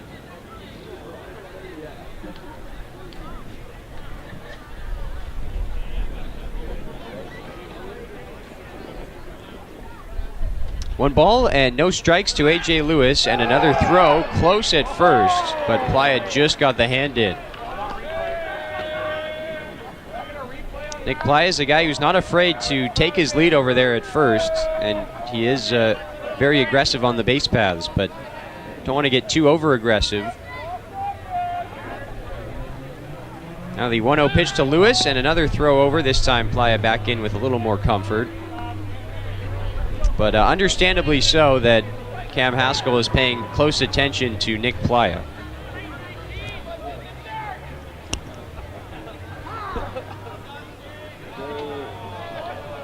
Now time is called at the plate before the 1-0 pitch.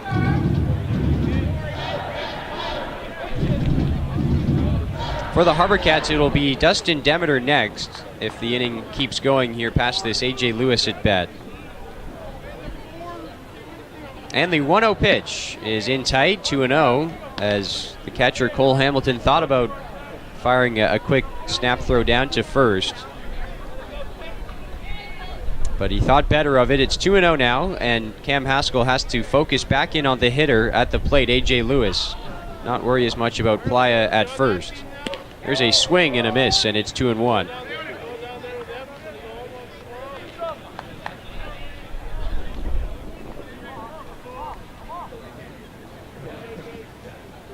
Runner at first with 2 away here in the bottom of inning number 4.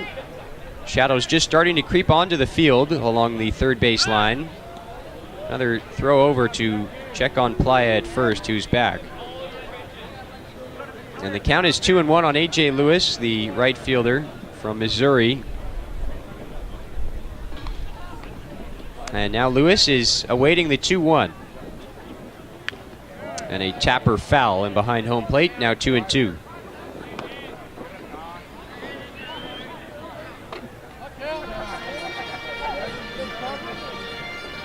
We talked about the elevated pitch count for Cam Haskell, and not that those throws over to first exert quite as much energy as the throws home, of course, but they do add in and factor into the workload that Haskell has had to leg through tonight.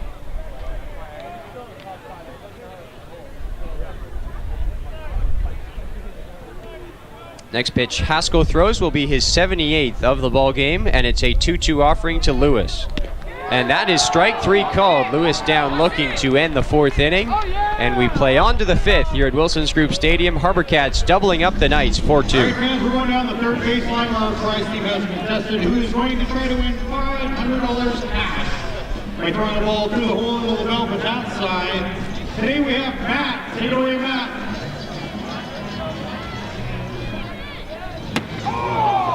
So close. I think he's actually trying to throw it through the sign. Just a bit outside. The Velvet Cat, the best routine in Victoria, located at 1215 Swymont Road. Great try, Matt. Alex Burns from VictoriaHome.com is your family realtor, supporting the HarbourCats since day one. If you're planning a move, visit VictoriaHomes.com, part of a RE/MAX Alliance.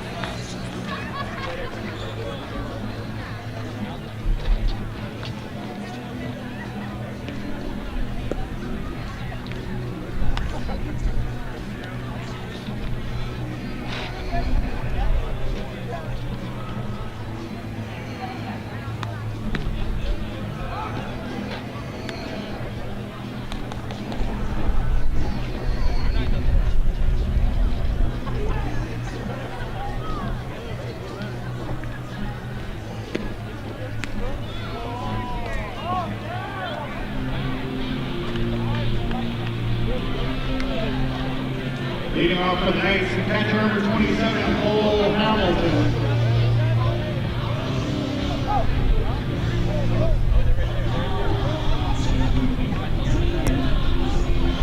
On to inning number 5 here at Wilson's Group Stadium. Mason Shaw back to work for the HarbourCats, who lead at 4-2 over the Corvallis Knights. First pitch here from Shaw to Cole Hamilton, the catcher, misses outside for ball 1. And we are pleased to be joined here in the top of the 5th inning by a very special guest, the commissioner in his first season in that role in the West Coast League. This ball is flown out to deep right center field and will split the outfielders and take a couple of hops off the wall. Gliding into second with a stand-up double is Hamilton here to start off the top of inning number 5 as the Knights try to dig back from the 2-run deficit. But we are pleased to be joined by Rob Nyer, the commissioner of the West Coast League. Rob, thanks for stopping by. It's great to be here. Wonderful view in this ballpark, and it's been a whirlwind. I just got to Victoria yesterday, coming over up from Port Angeles, and I'm going to go back home tomorrow. Well, in your first season as the commissioner of the West Coast League, you're trying to get around to all the different parks, and this is your first trip, I hear, to Victoria. So I'd love to hear your impressions of the city, of the HarbourCats Ball Club, and of the ballpark, Wilson's Group Stadium. I mean, look, I've been in the Northwest for 22 years now, and I'm embarrassed to admit that it took me this long to get to Victoria. When I was living in Seattle, I should have just taken the ferry up and never did. So one of the great perks of this job is having a really good excuse and a travel budget, by the way, to visit. And so there's a bunt put down the third base line. Ober will throw it to first, and it's just in time as Beck is retired. Going to third is Hamilton with one away. So an RBI spot coming up here for Chad Stevens in the top of the order. But back with Rob Nair, you're talking about your first trip to Victoria. How have you liked it so far? Well, I mean, I live in Portland, so and I'm there for a reason. I love the coffee shops and the bookstores and the beautiful scenery, and you have all that here too. So I feel very much at home. I was in a coffee shop today, and there was a moment when I forgot that I was here and thought I was back home in Portland, which for me is great because I love it there. And it's, as someone who loves the game, and even more than Justice League, which of course I'm immersed in now, it's truly gratifying to be here in this ballpark and see the community support for this team. There's a check swing punched foul by Chad Stevens. 0-2 as Mason Shaw pitches for what he hopes is a big strikeout for the second out of this top half of the fifth inning. Well, you threw out the first pitch tonight. How was that for you? It was a pretty good pitch. I saw it from up here. I was so nervous. I couldn't believe how nervous. Well, there's a big strikeout for Mason Shaw, and it is out number 2. So it'll take a 2-out hit here from Briley Knight to get that run in. It's funny, I keep passing the broadcast back to you when anything happens. I'm even more nervous about play-by-play than I was about throwing the first pitch. I had the chance some years ago to do play-by-play in Portland, and I just couldn't do it. I was just too scared. But the first pitch was, it's one of those things that you always dream about doing that as a fan. And there's a swing and a miss, strike one. Here's my play-by-play. That's the last thing I'm going to do. But I think muscle memory took over because it was not a bad pitch. I was afraid I'd throw it way over his head or in the dirt, and maybe just got lucky. There was a ball low in the dirt. It's funny. That's a lifelong dream of mine to throw the first pitch. I got to do it tonight. The other night at the All-Star game in Port Angeles, I got to be a mascot for an inning. Another lifelong dream. So just this week, I've gotten to the two. Basically, I'm ready to retire or die happy or whatever you want to say. There's a swinging strike from Mason Shaw, 1-2. Well, you did pretty well on that pitch in the dirt, I must say. On here to Briley Knight, 1-2 with 2 outs. Mason Shaw trying to wiggle his way out of trouble here in the top of the fifth. Talking to the West Coast League Commissioner Rob Nair in his first season in the West Coast League. That is a strike 3 called on the outside corner as Mason Shaw does get out of this fifth inning without any damage. We'll stay here in the inning break to continue chatting with Rob. And so you're just talking about the All-Star game in Port Angeles and the Home Run Derby as well, a very successful event for a Port Angeles club that just joined the West Coast League last year. So talk about your experience at All-Star the first 2 days of the week, Monday, Tuesday, down in Port Angeles. Well, I mean, as I'm sure you've discussed on the air, we had the Home Run Derby was utterly unique. The hitter and the pitcher on a barge in Salish Sound. Is that what it's called? No, that's the wrong name. Whatever the sound is there, everybody's been there. And never been done. It was incredibly exciting. Hundreds of people on the shore watching this happen. Every single batted ball splashed, either in front of the fence or beyond it. And then there was an amazingly dramatic ending with the hometown guy winning, hitting 5 home runs in 5 swings. You couldn't have scripted the Home Run Derby any better than the way it went. So that was great. And the All-Star game was really exciting too. A lot of home runs, a couple dozen scouts behind home plate watching. It just a great show put on, a great production by the Port Angeles Lefties and Matt Acker, their owner and general manager. It was a fantastic 2 days in Port Angeles. Yeah, well, the Home Run Derby was won by Ron Brown, the hometown hero for the Port Angeles Lefties, and interestingly enough, he won it at home, just as Bryce Harper did in the major leagues on the same day, the Home Run Derby and the All-Star game in both the West Coast League and the MLB coinciding on the same day. It was a 10-6 victory for the North over the South, so the fans went home happy there from their lefties on that team, and the rest of the North Division All-Stars coming away victorious. And I would say for people who haven't been to Port Angeles for a game, the community spirit there is much like it is here. Obviously, it's a much smaller city, but those people really come out to support that team. And it's an old ballpark. It's got a lot of character. Beautiful. Hurricane Ridge, in the background. It's just a fantastic setting for baseball. And it's gratifying for me as the commissioner in much the same way that the crowd here is gratified. Well, we're now in the bottom of the 5th inning, just past the halfway point of this game. 4-2, the HarbourCats in front of the Corvallis Knights. This is Dustin Demeter in a 1-ball, 1-strike count. Still out there, Cam Haskell, as Demeter flies one in the air to right field. Austin Feist didn't have to move very far to get to that one, and that'll be out number 1. Well, Rob, I want to ask you about the first, month and a half now, a little over a month and a half of the West Coast League season, but obviously you had a lot to do as a commissioner prepping for the season before that. So what's the experience been like? Is your first real crack at a commissioner-type job? You've done lots of things in and around baseball, but nothing really close to being a commissioner of a league like the West Coast League. Well, that's right, and I don't think that any experience in journalism, which is what I did for 25 years, there's a ball low, can prepare you for a job like this. As a writer, you are essentially an outsider. Even if you talk to people within the game, you're still an outsider. You don't know what's really happening inside the league. There's a swing and a miss on a pitch inside, and so it's a completely different perspective. And you find out, as you might have always suspected, but didn't really know, that there are a million things happening every day with all these players and managers and owners and general managers, and every situation, every city, every team is unique. There's another ball inside, 2-1. So it's been a real education for me, and I think the hardest part of my job has been reading umpires' reports and deciding on suspensions. You have to essentially play God, and that's not an easy thing to do. There's a ball back to the screen. I'm sorry, that wasn't a ball back to the screen. Well, the ball went back to the screen, but there was a strike. What happened there? Were you watching, Mike? Because I wasn't.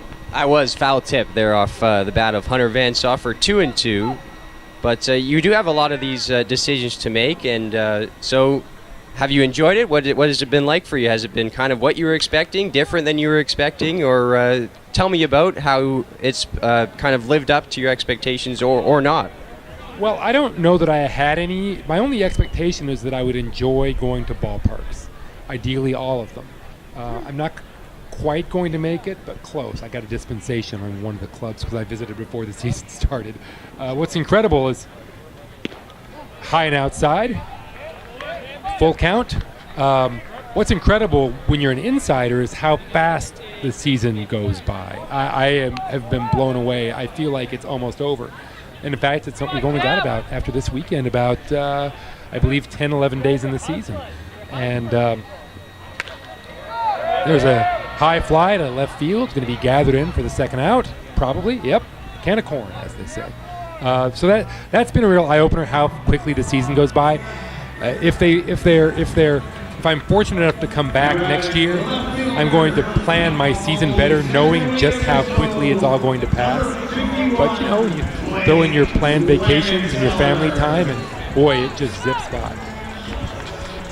2 gone here in the bottom of the 5th inning. Blake Wagenseller is the hitter from Cal Poly, as the HarbourCats have the bases empty.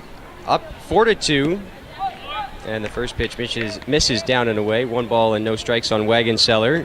Well, just while we have a minute here with 2 outs in the inning, I'd love for you to talk about the what's next for the West Coast League. Of course, next year plans to add another team, a 12th team to the league. So talk about that a little bit. As Wagenseller hits it to second, it's bobbled to extend the inning. And I think the baseball gods wanted to hear about next year in the West Coast League by giving us a little extra time here, Rob. The baseball gods just love Clark County, Washington, which for those who haven't been, Clark County is where Vancouver, Washington is. And Ridgefield, the team will be in Ridgefield next summer. A small but growing suburb just north of Vancouver. They've built or are in the process of completing a brand new ballpark for use by the schools and the cities, and also by the new team there, West Coast League team, which there's a ball high and inside. 2-0 is the count. And we don't have a name yet for the team. Don't know if it's anything about the name. Well, I don't anyway. I don't think they've quite figured it out. We'll have an announcement. I think we're projecting September 8th when they cut the ribbon on the new ballpark. We'll also announce the name of the new franchise. But it's going to be great to have 12 teams. Scheduling is difficult with 11. 12 makes it that much easier. And I think ultimately everybody in the league wants to continue to grow, get to perhaps 14, maybe even ultimately 16 teams down the road. This is Ryan Ober at the plate, 1-0 the count with Blake Wagenseller on at first base. This one is through the hole into left field for a base hit. And after that error with 2 outs on what looked like a routine play to Chad Stevens, Wagenseller and the HarbourCats got another life here in the inning and now have 2 men on base. It'll be now Cade Brown stepping up to hit the first baseman. Brown 1 for 2 with a run scored tonight. So, of course, we're looking forward to the new team from that Vancouver, Washington area next year to make it a 12-team league. This year, of course, with 11, there's always going to be, with the 3-game series, 1 team with 3 days off. So that is a bit of a challenge with scheduling. It is a chance, though, I guess, for each team to schedule some non-league exhibition games. And so talk about, I know this is more of a team-by-team thing, but talk about the relationship the West Coast League has with some of the other leagues of similar caliber in the Pacific Northwest. Well, really, the West Coast League, there's a move toward second base, but no throw. The West Coast League is absolutely the premier collegiate summer league. We say west of the Mississippi, and from everyone I've spoken to, that's true. The top leagues in the country are the West Coast League and the Northwoods League, and a lot of teams in Minnesota and Wisconsin in that area, and then of course the Cape Cod League, which is the league most people who don't know baseball very well have heard of. There's a ground ball to deep third. It skips into left field down the line, and here comes runner to score. And here comes another toward the plate. He'll also score. And the HarbourCats are up 6-2 with a man on second. Well, thanks, Rob. Very well done on that play-by-play. And it is a 2-run double here for Cade Brown as the HarbourCats do extend the lead to 6-2. And now it looks like Brooke Knight is out of the dugout for the Knights. It appears as though he's going to be making a pitching change, so the day will be done for Cam Haskell. Move to the bullpen for the Knights here in the bottom of the 5th with a 4-run HarbourCats lead. And in the break here with the new pitcher coming in, we'll continue our chat with Rob Nyer, who has joined us for this 5th inning. Well, I'd love to ask you as well, Rob, about some of the experience that you just briefly touched on before coming to the West Coast League as a writer for so long with ESPN, SB Nation, among other places. So as someone who obviously loves the game and has been in and around the game for so long, what was it like working at those different networks and those different organizations, and how did that lead you, I guess, to this job? Well, I don't know if any of that led me to this job, other than the obvious fact that those working in all those different places kept me employed and kept me busy and in the business to some degree. Well, to a large degree.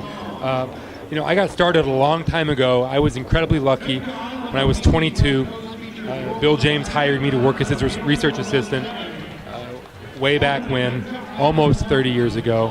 And from there, I went to work for a company called Stats Inc., which has been compiling baseball stats and for a long time.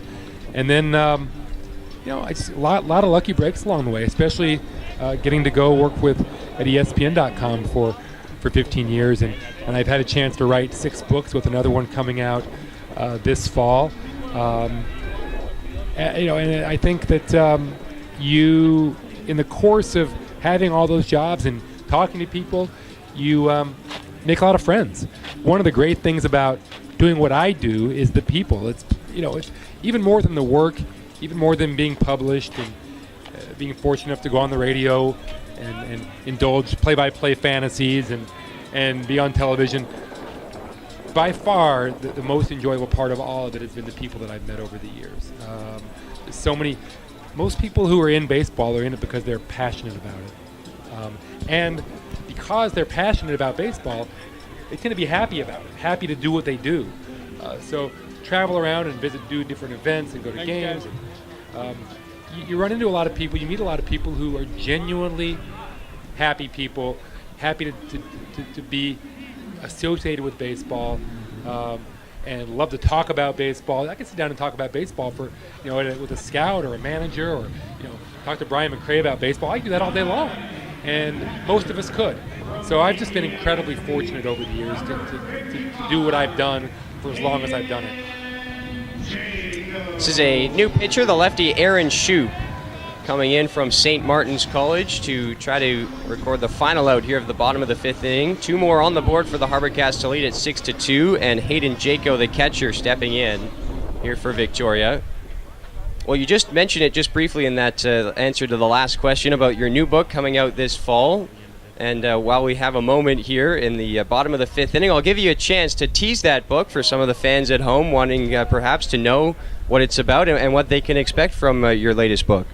Well, I appreciate that. Thanks. That was a high ball 1 to the batter. Well, it's called Powerball, the Anatomy of a Modern Baseball Game. And essentially, we chose one game from last September, an A's-Astros game. There's a curveball, low, 2-0, and just use that game, the play-by-play essentially, as a way to delve into a few dozen different topics that are near and dear to me in modern baseball. And so essentially it winds up being a bunch of essays about all these different aspects, the strikeout surge and all the home runs, and the list goes on and on. There's another ball, low, ball 3, 3-0. Runner on second base with 2 outs. But I was also lucky enough to get to talk to a lot of players in the game. So it's not just me with my opinions, of which I have many, but it's also some real insights. Players love to talk about their work, and some real insights into how they do their jobs. And there's a ball 4 outside. Runners on first and second with a couple of outs here. In the bottom of the 5th, HarbourCats up 6-2. So I get to talk to Marcus Semien on the A's about what it's like to face someone who throws 100 miles an hour.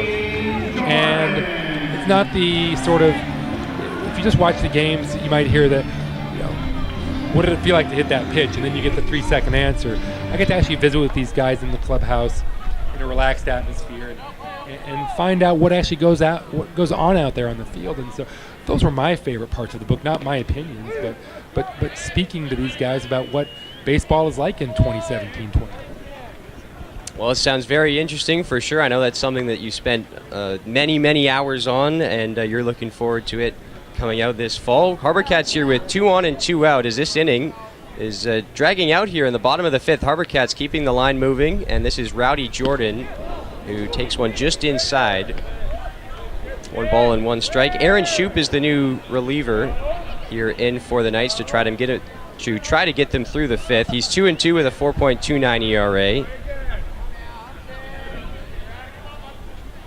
For the HarbourCats, it's Cade Brown at second base, Hayden Jaco at first, Rowdy Jordan at the plate, and the 1-1 from Shoup is on the way. This one fouled back to the screen, and it's 1-2. Well, Rob, what are your plans after this? Are you staying for the fireworks night tomorrow, and then after this, are you heading on to another West Coast League destination, or back to Portland, or what's next for you? Everybody tells me I have to stay tomorrow night. If I did that, I wouldn't have a home to go. I wouldn't have a wife to go home to. So, no, I got to go home tomorrow morning. I'll be home for the weekend. The next week, I'm going to drive to Wenatchee, Washington first, and then south to Yakima for a couple of games. And then back home, there's a ball high and away for ball 2, 2-2, 2 outs. And if things go really well for me, I'm going to fly to Kelowna for the last series of the season, but I haven't firmed those plans up yet. I'm sure it's a lot of fun for you to visit all the different stops in the West Coast League, many of which I'm sure for the first time. That one is outside here to Jordan. Count is full 3-2. Both runners will get a head start on the pitch with 2 outs. Cade Brown off of second, Jaco off of first. So anything to the outfield here from Jordan should score Cade Brown. As Shoup looks in for the signs from Cole Hamilton. And he's now set for the payoff pitch. And that is strike 3 called on Rowdy Jordan as the 5th inning comes to an end. Good one for the HarbourCats as they plate 2 to lead it 6-2. We want to say a big thank you to Rob Nyer, the West Coast League Commissioner, for stopping by, filling in with some play-by-play mixed in, and have a great rest of the West Coast League season. We appreciate your time. Thank you for having me, and I am officially retiring as a play-by-play man. I'm going to hand this mic off to a true professional. Thanks so much, Mike. All right, 6-2 HarbourCats as we head to the 6th on Go Live Broadcasts.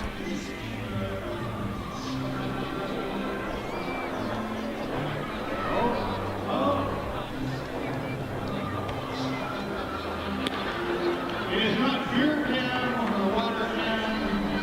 It's ice can.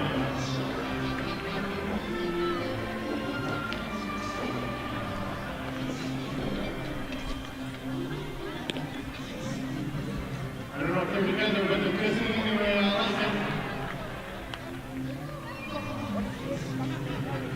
Popcorn cans.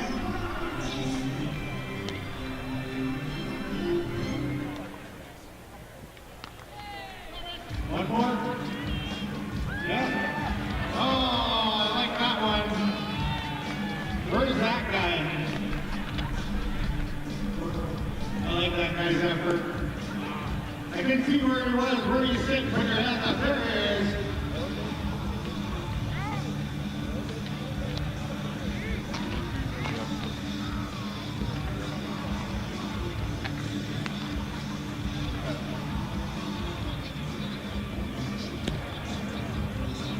He tried to kiss the guy beside him, but he ended up kissing the lady in front of him. BCLC is proud to be a part of communities across BC. From entertainment and great prizes to jobs and support for the tourism industry, the benefits of our business are province-wide. Every year, our players generate more than $1 billion for the province of BC, which is used to support healthcare, education, and community groups. Together, we play Back here it for forward. inning number 6, the top of it as the Corvallis Knights trail the Victoria HarbourCats 6-2. Mason Shaw back to work for Victoria as he fires across strike 1 here to start out the top of the 6th inning. Shaw has been dazzling through 5, and he's in line for the win now with a 4-run lead to work with. Through those 5 innings, allowed 4 hits, 1 walk, and the 2 runs, 1 of them earned, along with 8 strikeouts. So Shaw continues to pitch very well for the 3rd consecutive start, and he's put the HarbourCats in position to take the lead into the late innings if he can get through the top of the 6th here. 1-1 pitch. That one misses down and in. And it's 1 ball and 1 strike to the center fielder, Chandler Anderson. 3, 4, and 5 in the order for the Corvallis Knights coming to the plate here in the top of the 6th. And the 1-2. Curveball just a little high. Hayden Jaco looked like he was just about ready to toss it around the diamond for the strikeout for out number 1, but ruled ball 2, and it's a 2-ball, 2-strike count.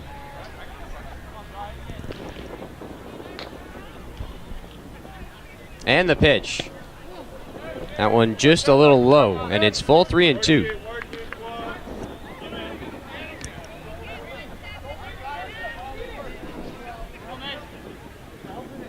Anderson leading off the top of the 6th for Corvallis, and he's worked it full 3-2. This one is fouled high away over the right side, and it's still 3 balls and 2 strikes.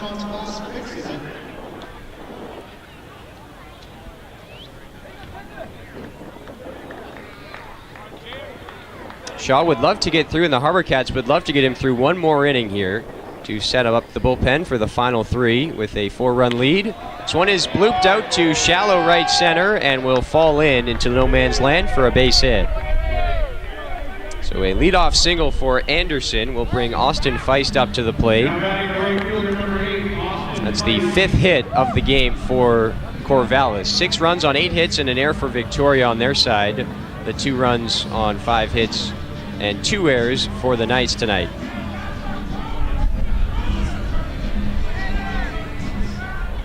So Austin Feist digs in 1 for 2 with an RBI double. That came back in the top of the 4th. Runner goes for second. Jaco's throw down is a little high, and sliding in safely into second base is Chandler Anderson, who's now in scoring position with nobody out after the leadoff base hit. Pitch was in for a strike to Feist, so it's 0-1. We've talked a lot about the pitch count for the starter Cam Haskell for the Corvallis Knights. This will be the 78th pitch as it's thrown down to third and will get into left field. Now coming home is Anderson, and he will touch home plate to score. It's 6-3. So aggressive base running from Chandler Anderson pays off as he comes around the bases. Now a 6-3 ball game. Count 1-1 here to Austin Feist. That one up high, 2-1.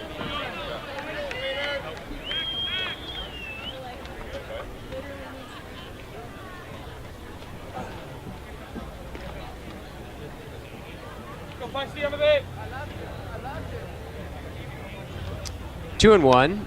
That one fouled back, and it's now 2-2.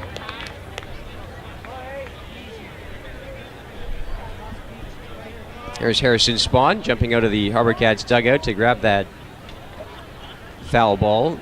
2 balls and 2 strikes here on Austin Feist, and the pitch from Shaw is lined up the middle, and it's right to the second baseman Rowdy Jordan, who throws out Feist for out number 1. So a good bounce back at bat here for Mason Shaw to get a routine ground out to second. That 1 run that came in to score on the throwing error by Hayden Jaco will not kill the HarbourCats here if Shaw is able to get through 2 more outs to take them to the bottom of the 6th with a 6-3 lead. So this will be Cody Hawken, the left fielder, in this game. Hawken 0 for 2.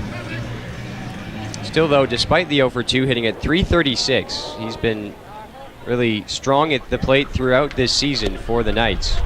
There is a swinging strike 1.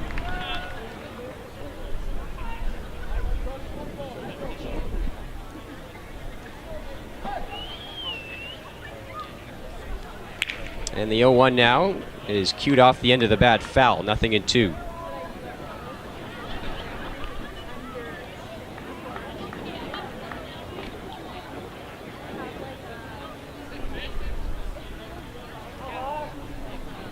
Once again, a big thanks to Adele, the cookie lady. Bases empty, 1 away here in the top of inning number 6. A run in for the Knights to make it a 6-3 HarbourCats lead. This is Cody Hawken, the left fielder at the plate. And he's deep in the hole, 0-2. Mason Shaw trying to find 1 more good pitch to finish him off. And this one's lined into center, will get down for a base hit. Second hit in the inning for Corvallis, and Hawken, despite an 0-2 count, with a good approach, able to use the middle of the field. And 1 on and 1 out now for Corvallis here in the top of the 6th.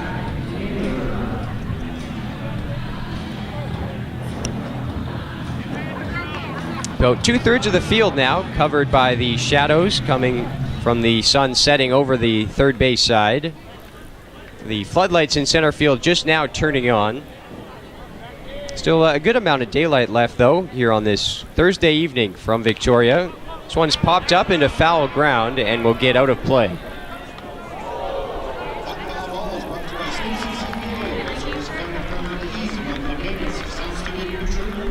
Zach Taylor, the first baseman, taking his hacks here with 1 on and 1 out. Taylor 0 for 1 with a walk and a strikeout to his name tonight. And the 0-1 from Shaw is popped foul once again. This one a little further back into the seats. And once again, Mason Shaw is in command of the at-bat, ahead 0-2. Last time he was in this spot to Hawken. Left one over the plate. Hawken was able to stroke it into center for a base hit. He has a couple of pitches here. We can go out of the zone to try to get the chase from Taylor. And another foul ball, still 0-2.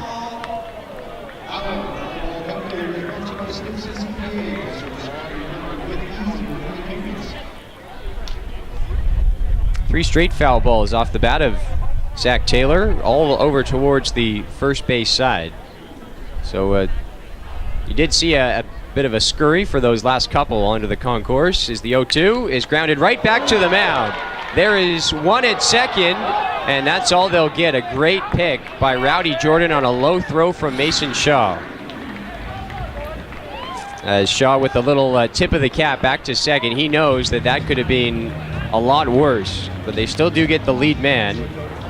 And I think this might be it for Shaw as he hands the ball off to Brian McRae. Another excellent start for Mason Shaw, the righty out of Yakima Valley College, as the HarbourCats go to the bullpen here in the top of the 6th.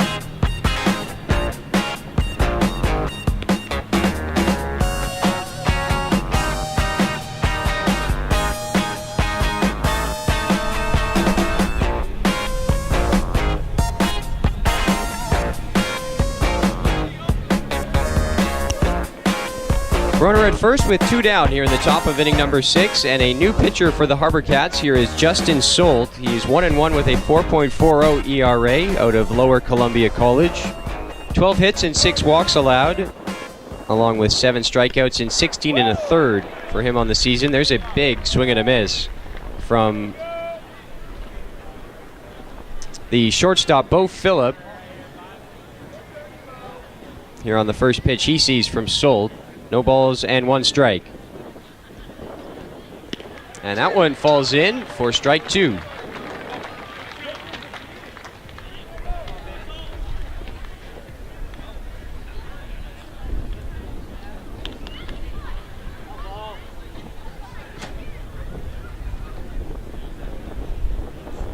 Cody Hawken aboard at first with 2 away, and the 0-2 is in the dirt. Good block by Jaco. 1 ball, 2 strikes.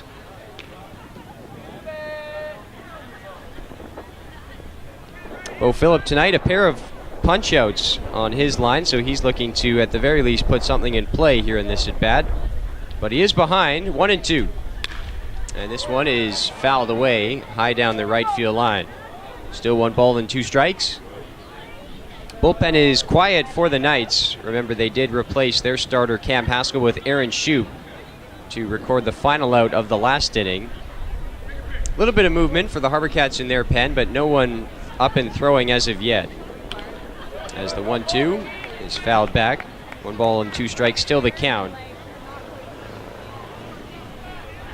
We'll expect the HarbourCats to have Justin Solt, if he can get out of this 6th inning here with the 2 outs. Expect him to come back out to toss across multiple innings tonight in relief. He's done that pretty often with the HarbourCats this season.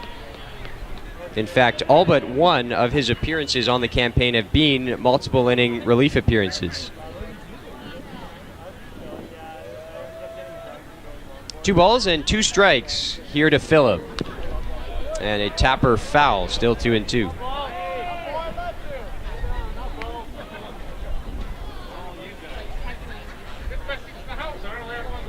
Sun continues to set here from the BC capital in Victoria.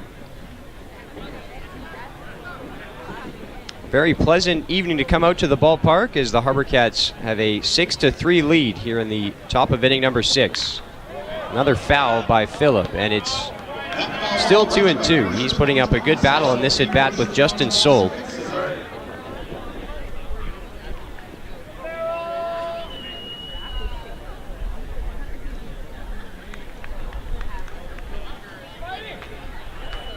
Cody Hawkins still over there at first base, and the 2-2 from Solt to Phillip. Now before the pitch, a quick throw over. Check that, it's Taylor over there at first after Hawkins was washed out with that fielder's choice a moment ago. So Zach Taylor is the runner. 2 balls and 2 strikes.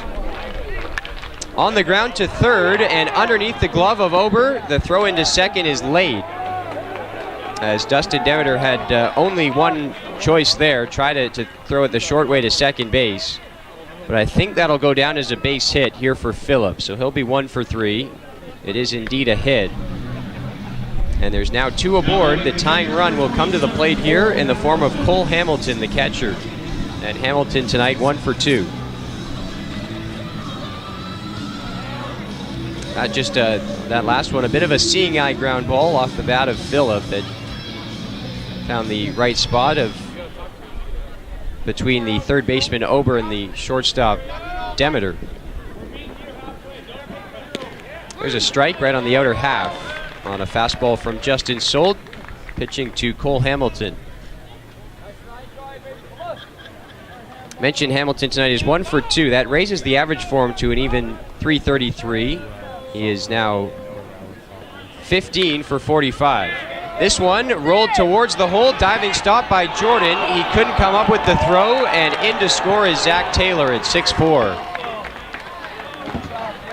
Another seeing eye ground ball does the job for the Knights, as that one was kept in front of Rowdy Jordan, but he just could not get the transfer down from his glove hand to his throwing arm to have a chance to toss it over to first. And the Knights have started to creep back into this game. It's now 6-4. They've evened up the hit tally as well, 8-8. The hits on both sides. There is strike 1 from Justin Solt to Brandon Beck, the third baseman and number 9 hitter for the Knights tonight. So Phillip now at second, Hamilton at first with 2 away, and the 0-1 from Solt. Just getting a small piece of it was Brandon Beck to run the count to 0-2.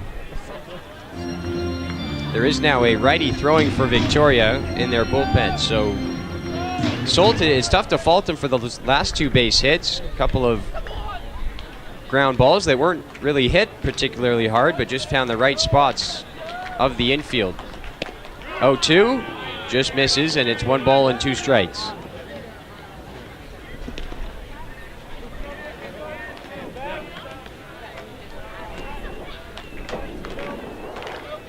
Fans starting to come alive here for the 1-2 pitch. And this one is chopped foul past third base. We'll do it again on 1 and 2.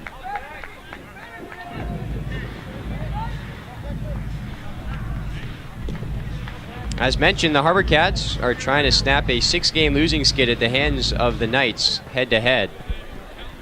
They're still in a good spot here, up by 2 as we approach the late innings of this game. But they need Justin Solt to stop the bleeding right here with 2 on and 2 out. And before the 1 and 2 offering, he will step off and reset his feet on the rubber.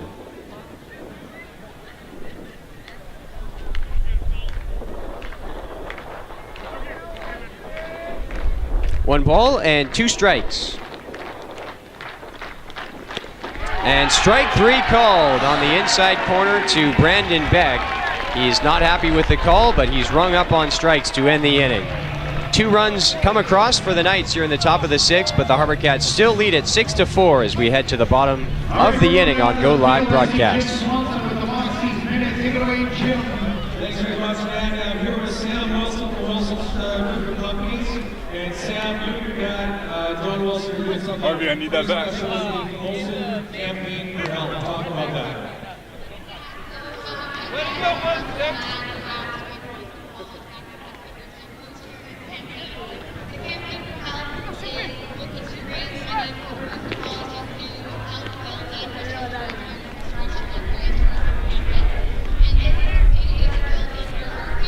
Let me show you why.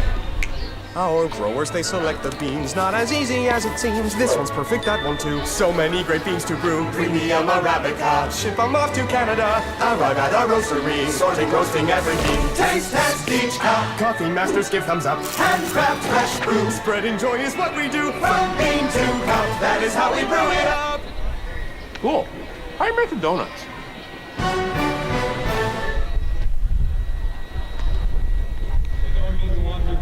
Appreciate the work you guys are doing in the Boston. I've got just great work you guys are doing. Thank you very, very much. The Wilson campaign for help, make sure you support us. Thank you very much. That's our Boston campaign. Fans, tonight's attendance 1,468 on behalf of the HarbourCats. Thank you for attending tonight's game.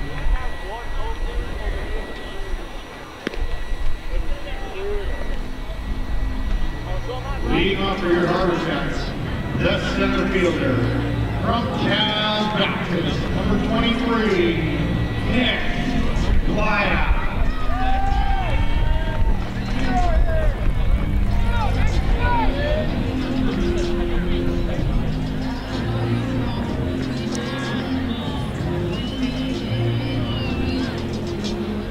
Bottom of the 6th inning rolls in here at Wilson's Group Stadium, and it's a 2-run HarbourCat lead as the Corvallis Knights were able to plate 2 in the top half of the inning to make it now 6-4. Nick Playa leading things off as the top of the HarbourCats order will come up to hit. Playa 1 for 2 with a run scored and a walk tonight, and he strokes this one into right field. It'll get down for a base hit. 2-hit day for Playa as he will put on the brakes and head back to first. And he starts off the bottom of inning number 6 with a base hit to set the table once again. And Nick Playa has been doing an excellent job of that in the past couple of weeks in the leadoff spot for Victoria. Once again, a multi-hit game. With that base hit, the average just continues to rise for him. It's now up to 293.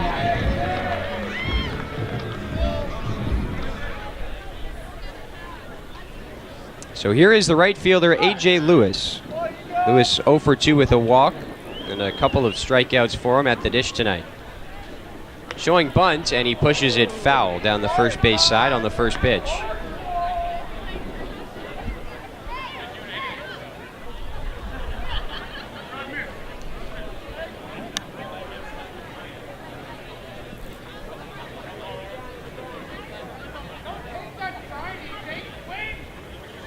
Nothing in one here on Lewis at the plate. And the pitch from Aaron Shue. Before the pitch, another throw over to Playa. He has a dirty jersey because he was having to dive back in quite frequently the last time he reached base on a walk. Playa, though, still is going to take his lead, and we would not be surprised to see him run at some point in this at-bat.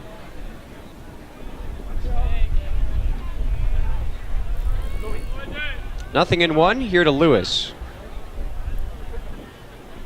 This one bounced to the plate. Lewis pulls back the bunt. Now the throw goes to second, and Playa is out.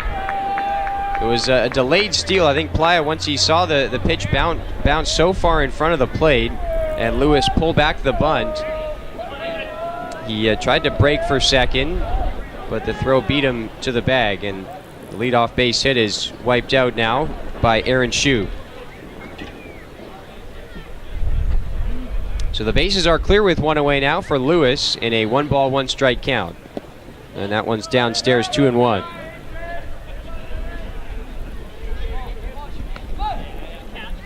After Lewis, it'll be Dustin Demeter and then Hunter Vansoff. It gets to him here in the HarbourCats half of the 6th.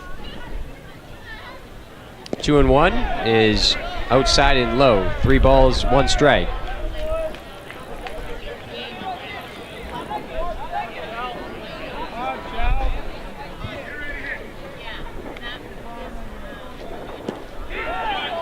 That one misses to Lewis, and it's ball 4. He'll trot down to first and replace Nick Playa over there. So 1-on-1 out now for Victoria. Demeter stepping back up to the plate to hit. Demeter tonight 0 for 2 with a walk. So you could say he is due for a hit with the past couple of games that he's had. He's been swinging a hot bat, homered in 2 straight games that he's played in. And Demeter, a tough left-on-left matchup here with the lefty on the mound, Aaron Shue. Pulls one foul past first base, 0-1.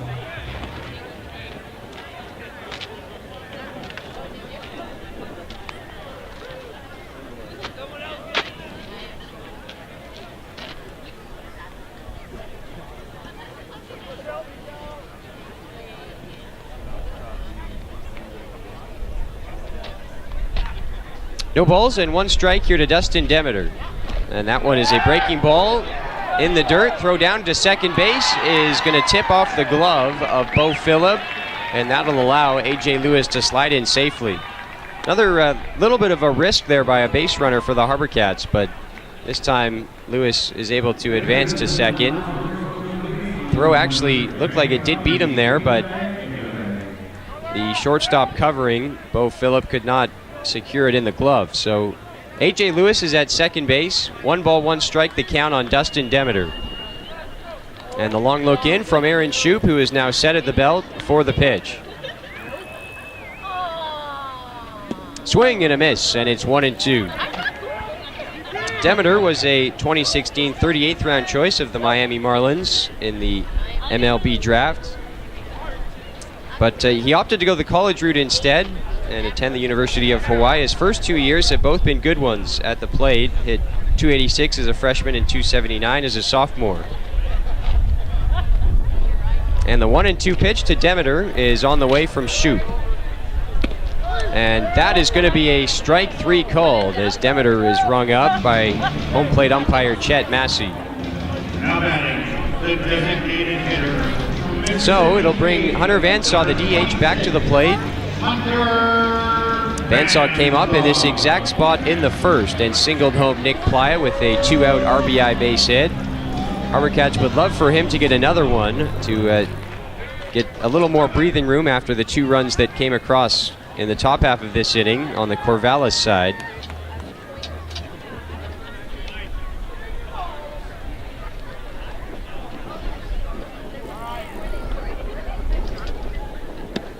Breaking ball running away from Demeter on the first pitch from Shue, and it's 1-0.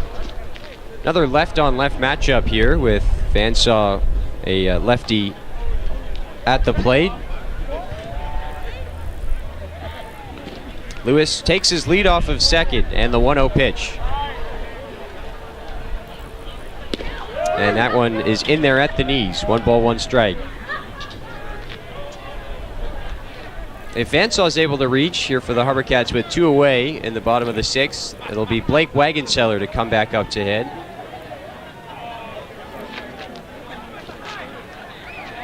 And the 1-1 pitch. That one misses a little low, and it's 2-1. Vansaw and Rowdy Jordan, the 2 Mississippi State Bulldogs, both in the lineup tonight for Brian McRae's club.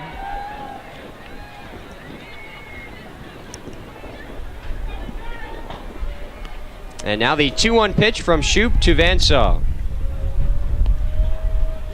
Another slider, it looked like, that was running away, and a good disciplined take. Vansaw not biting on that slider. It's not an easy pitch to lay off as a left-handed hitter. But Vansaw has worked his way into a 3-1 count here with A.J. Lewis at second base and 2 gone. Slow tapper back to the mound. Shoup will field it, and he tosses it down to first base to retire the side.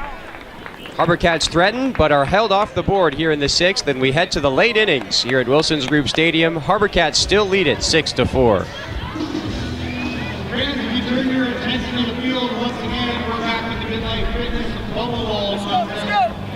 Today we have Nina and Joe. Knock over the other one's post before they knock over yours. Hopefully running into each other at top speed. On your marks, get set, go!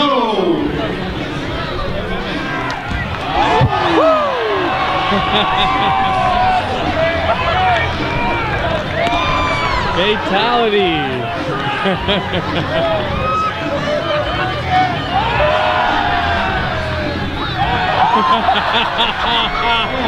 Not taking any of this roughhousing. There's your winner.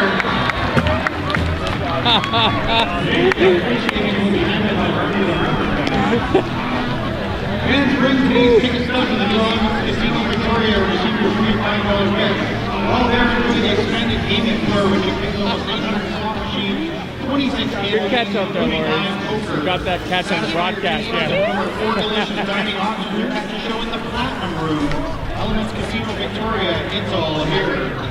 Thank you to the commissioners for providing security for all Victoria HarbourCats games. Commissioners.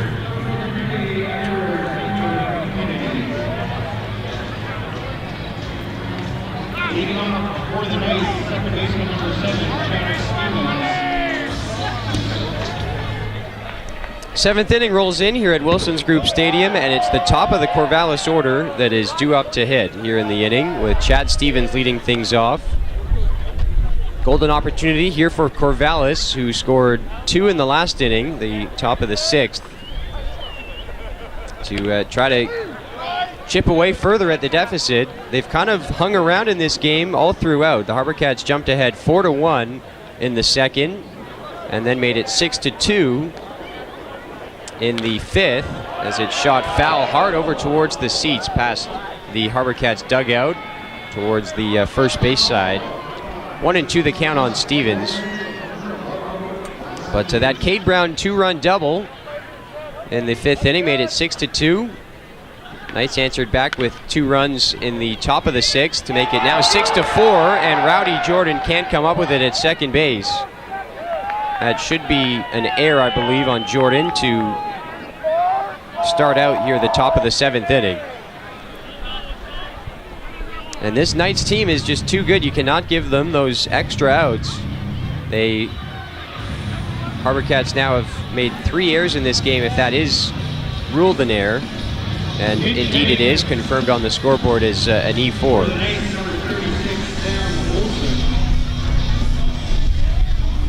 Pinch hitter here, Sam Olsen for Corvallis.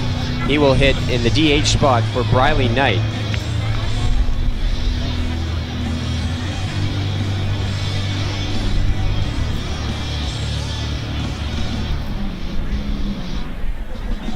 Corvallis once again bringing the tying run back up to the plate. Down by 2 with their leadoff man Chad Stevens aboard at first. And Stevens is a guy who isn't afraid to run over there.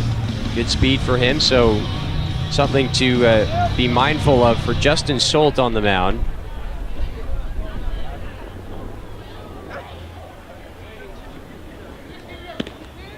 There is a strike to Olsen on the first pitch fastball from Justin Solt.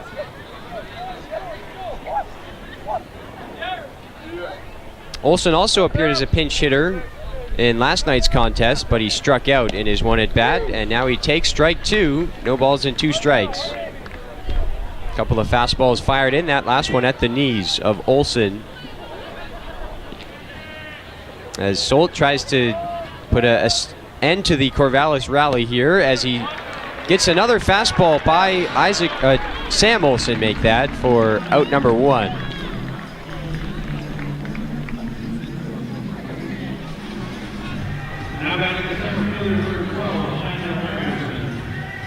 And in that last at bat, Solt kept it pretty simple, came at him with 3 fastballs and got him all by him for the punch out. So 1 on, 1 out now for the Corvallis Knights with Chandler Anderson coming up to hit. Anderson with a line drive into center will get down for a base hit. Stevens will stop at second as the throw comes back into second base.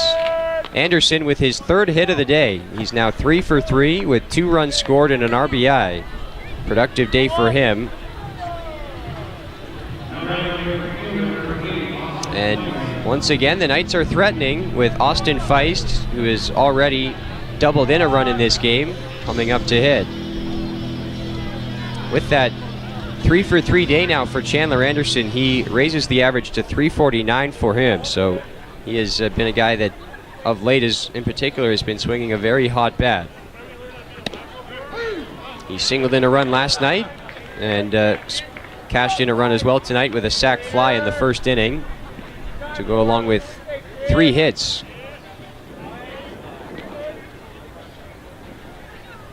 So it's Anderson at first and Stevens at second. The 0-1 pitch to Feist is just missing and no swing, says the umpire at second base, John Hollid. 1 ball, 1 strike the count.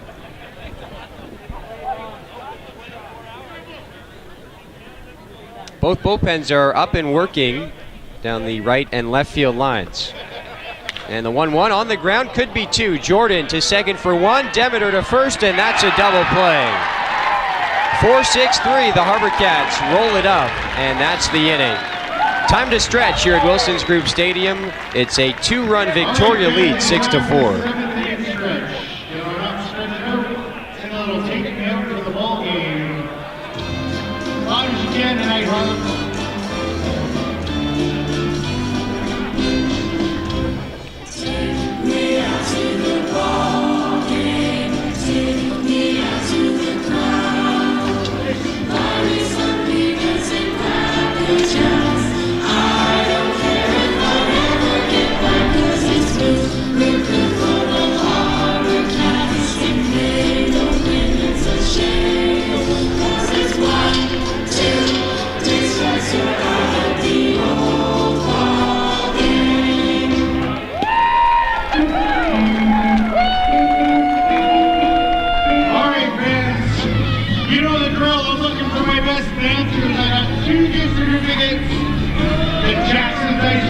That's what I'm talking about.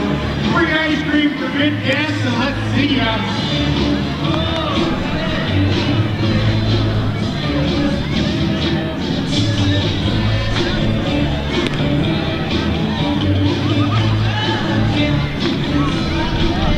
Oh, keep it going.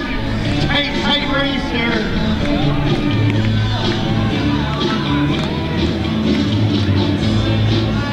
Coming down to the wire.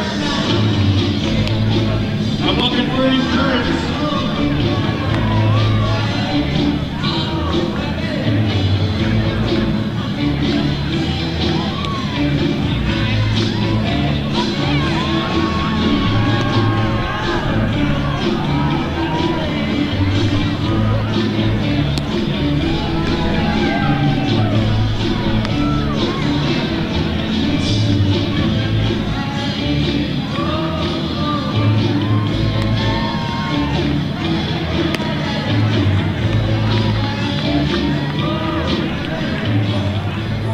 Leading off for your HarbourCats, the left fielder from Cal Poly, San Luis Obispo, number 51, Blake Wagon Seller. On to the bottom half of inning number 7. HarbourCats lead the Corvallis Knights 6-4 as we are playing in the late innings of this game. Victoria trying to snap a 6-game losing skid head-to-head against the Knights with a win tonight. That one, that losing streak dates back to last season in the West Coast League Championship Series, as we talked about a little earlier in the telecast. HarbourCats won game 1 of that series in walk-off fashion right here at Wilsons Group Stadium, but dropped games 2 and 3 in Corvallis, and then were swept by the Knights earlier this summer here in the 2018 schedule, and then dropped game 1 last night in the series here in Victoria. So HarbourCats will be wanting to get off the schneid against these Knights here with a win tonight. 2 balls and 1 strike here to Blake Wagenseller from Cal Poly San Luis Obispo. Wagenseller in this game tonight for the HarbourCats is 0 for 3 with a run scored. Takes a strike there to even the count at 2 and 2. This is a new pitcher as well in from the Corvallis bullpen to start the bottom of the 7th. Lewis Crow, the 6'3", 190-pound right-hander from Buena Park, California, and the University of San Diego. Wagenseller pops one foul over towards first base and back into the seats. On the season, Crow is 1 and 3 with a 6.35 ERA. He's allowed 19 hits, 12 walks, and has struck out 13 in an even 17 innings of work. Does have 1 save as well to his name on the campaign. 2-2 is a fastball well outside, and it's full 3 and 2.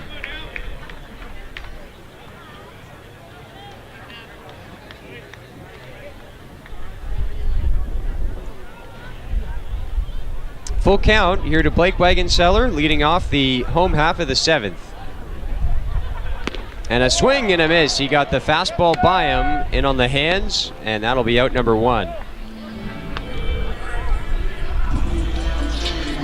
So Wagenseller is retired. This will be Ryan Ober, the third baseman. Ober tonight 2 for 3 with a couple of runs scored. Ober has been productive with the bat in his hands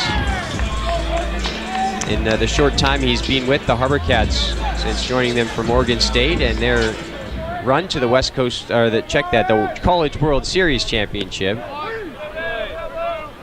Ober takes a breaking ball from Lewis Crow in for strike 1.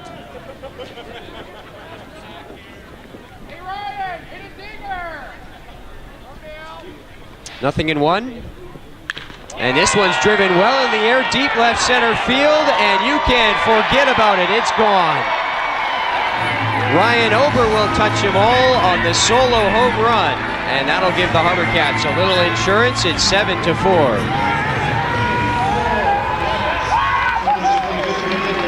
First homer of the summer for Ober, and the HarbourCats are out of the dugout to greet him as he touches home plate. That could be a big run in this game as the HarbourCats try to add to their 2-run cushion, now make it 3-run cushion. And Cade Brown, who doubled in a pair his last time up, or make that his second last time up in the 5th inning, will step back up to the plate.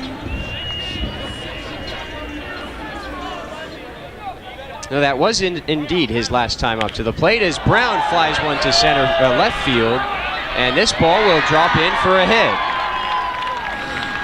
That one was just a weak little pop-up, but it fell in down the left field line in front of Cody Hawkin in left. So a couple of hits in quick succession for the HarbourCats. The long ball by Ryan Ober, and now a blue base hit for Brown to give Cade Brown a 3-hit day.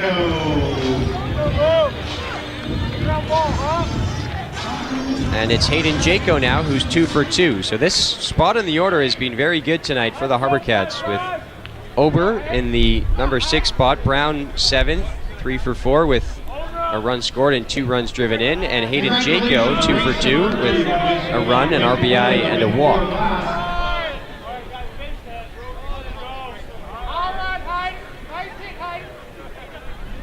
So it's Brown now over there at first. 1 gone in the inning, and the 1-0 pitch is up and in. 2 balls and no strikes on Jaco.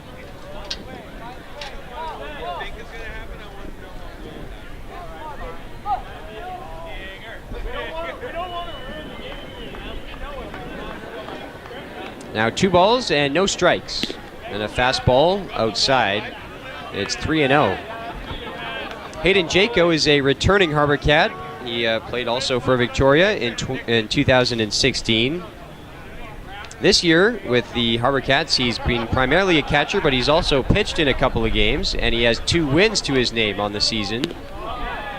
Seems to be the good luck charm in extra innings when the HarbourCats have been in need of an arm. Jaco's come in and pitched well, as this time he'll draw a walk at the plate. That pushes Cade Brown up to second base, and there are 2 on with 1 away for Rowdy Jordan.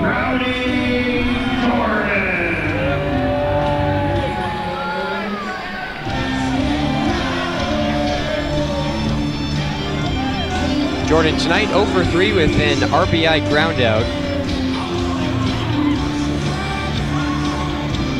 HarbourCats now as a team 7 runs on 11 hits and 2 errors. The Knights with 4 on 9 hits and 1 error. First pitch to Jordan is a fastball inside, 1-0.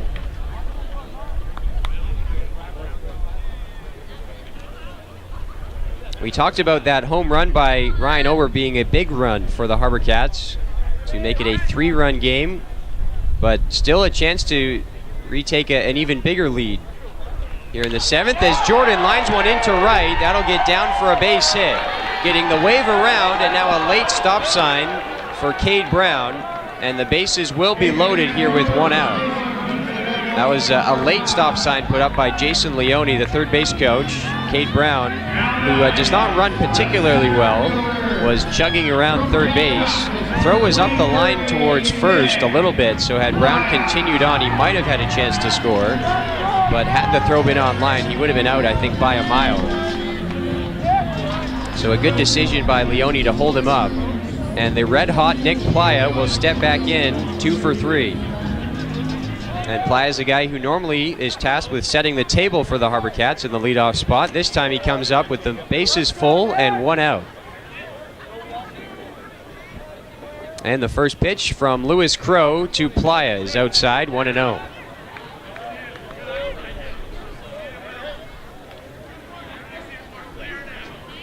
Rowdy Jordan now on the board with a base hit, make him 1 for 4. 12 hits as a team now for the HarbourCats tonight. And the count is 1-0. Swing and a miss, and it's 1 ball and 1 strike. For the HarbourCats, Cade Brown at third, Hayden Jaco at second, Rowdy Jordan at first, here with 1 away in the bottom of inning number 7. And the count is 1-1 on Nick Playa.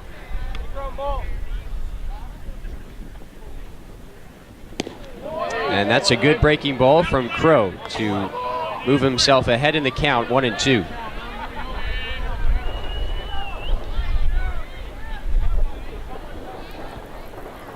So Playa now trying to shorten up and put something in play here. Still a chance if he can loft one deep enough to the outfield to get a run in for Victoria. Not necessarily needing a hit.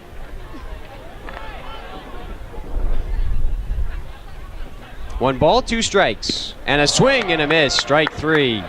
Lewis Crow reared back for a little extra and got the gas by Playa for out number 2.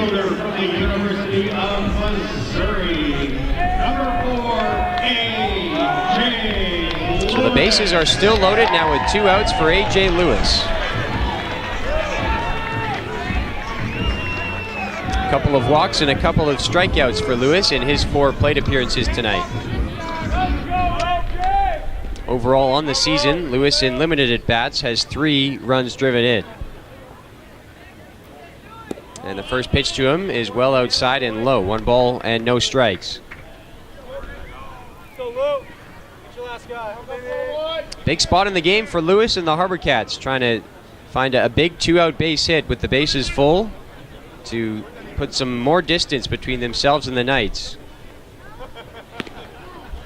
Breaking ball just runs outside, missing that outer half of the plate, and it's 2-0.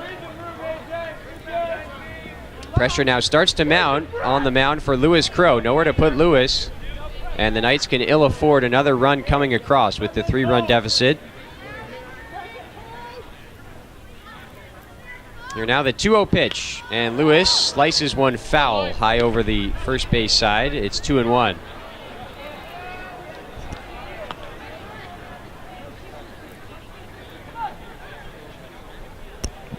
Still the base runners for the HarbourCats. Jordan at first, Jaco at second, Brown at third.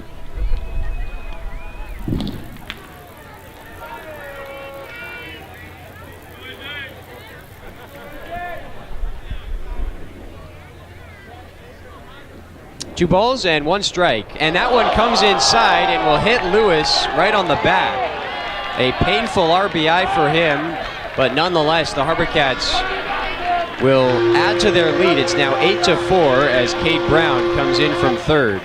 And A.J. Lewis is still walking that one off over there at first base. No chance for him to get out of the way of that one. It was right at him in the midsection. It looked like it caught him right in the lower back. And so everyone moves up station to station. Lewis now at first, Jordan at second, Jaco at third, as Cade Brown comes in, and Dustin Demeter will get another chance to hit. He's 0 for 3 to this point, and with home runs in each of his last two starts for the HarbourCats, actually not necessarily just the last two games he's played in, because his last one came yesterday as a pinch hitter.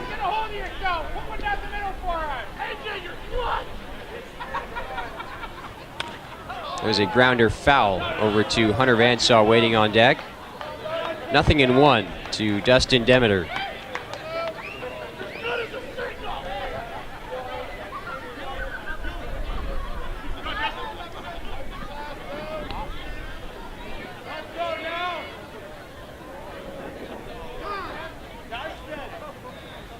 Timeout now called at home plate. Demeter steps out and is granted time by Chet Massey. Now 8-4, the HarbourCats in the lead here with two in the bottom of inning number 7 to answer back the two the Knights scored in the top of the 6th. 0-1 is a strike, 0-2. Perhaps a little bit of leeway given on that outside corner there by Chet Massey, but it's ruled strike 2.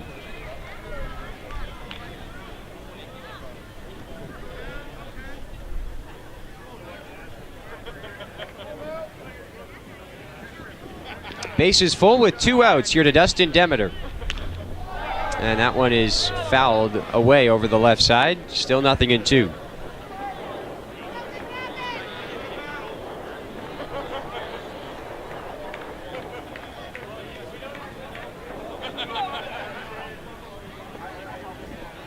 Big spot here for Dustin Demeter, trying to come up with a 2-out, 2-strike knock to extend the lead and put some distance between the HarbourCats and the Knights.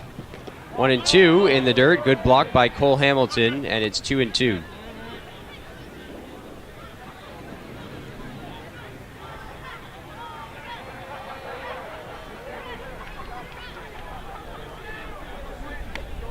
Check that. 1-2 is the count on Demeter.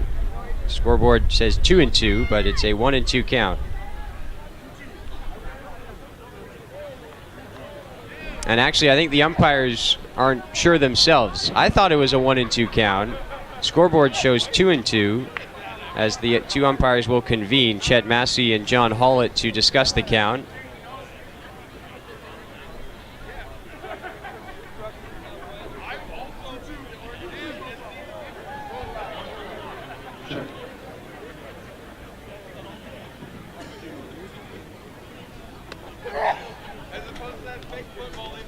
Now the home plate umpire, Chad Massey, pointing up to the press box to see if they know the count. The scoreboard here at Wilson's Group Stadium shows that it's a 2-2 count. Brooke Knight wants an explanation here, as the two umpires will now meet again. So it's either 1-2 or 2-2. Troy Birtwhistle is down from his first base coach's box for the HarbourCats to chime in, as the umpires meet once again to go back through their minds what they think the count is. For what it's worth, I thought it's 1-2. Scoreboard says it's 2-2, and the umpires are still deliberating here of what they're going to make the count. So they're going to say it's 1-2. Now Brian McRae wants to have a chat. So this little break here before the either 1-2 or 2-2 pitch to Dustin Demeter. Also a break for the righty on the mound, Lewis Crow, who was trying to work his way through this bottom of the 7th inning. Crow already with 2 runs allowed in the frame on 3 hits and a walk.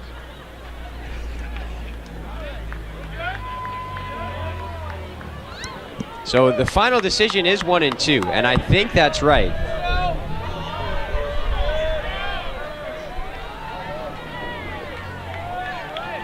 So after all that, we'll continue the at-bat here with Demeter at the plate. 1 ball and 2 strikes on him. And the pitch from Lewis Crow. And that's going to be strike 3 called to end the inning. So Demeter is down looking to end it, but the HarbourCats strike for 2 in the bottom of the 7th, and they have a 8-4 lead as we head to inning number 8. Fans, it's time for the Dizzy Bat contest. Today we have Kayla and Brett. They're going to spin around a bunch of times, then race down the first baseline and high-five Harvey, who will be jumping on a trampoline, because this is awesome. Line marks, get set, spins.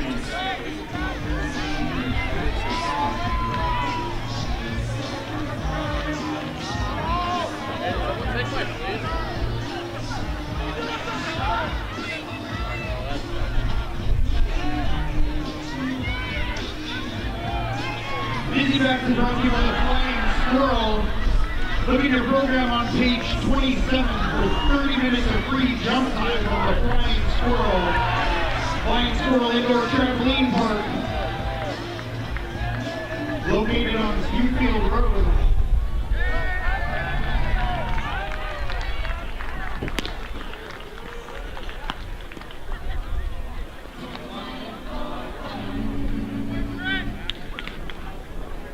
All right, fans, it is the end of the 7th inning. Hello, Catherine. Have you been enjoying the game? And what did I say you'd win? I didn't say what you'd win. How do you win? If the HarbourCats are winning at the end of the 7th inning, are they winning at the end of the 7th inning? Then you win the bigger prize package, which includes from Wafflebee's 2 free donaires and waffles, 2 ghostly walking tours, a pass for 2 to the Victoria Bug Zoo, and 2 tickets to an upcoming HarbourCats home game. Congratulations, Catherine, and thanks for believing.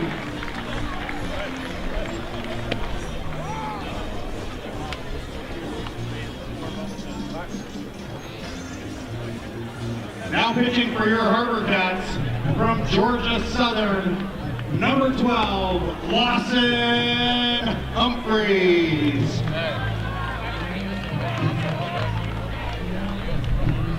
Leading off for the Knights, left fielder number 30, Cody Hawken.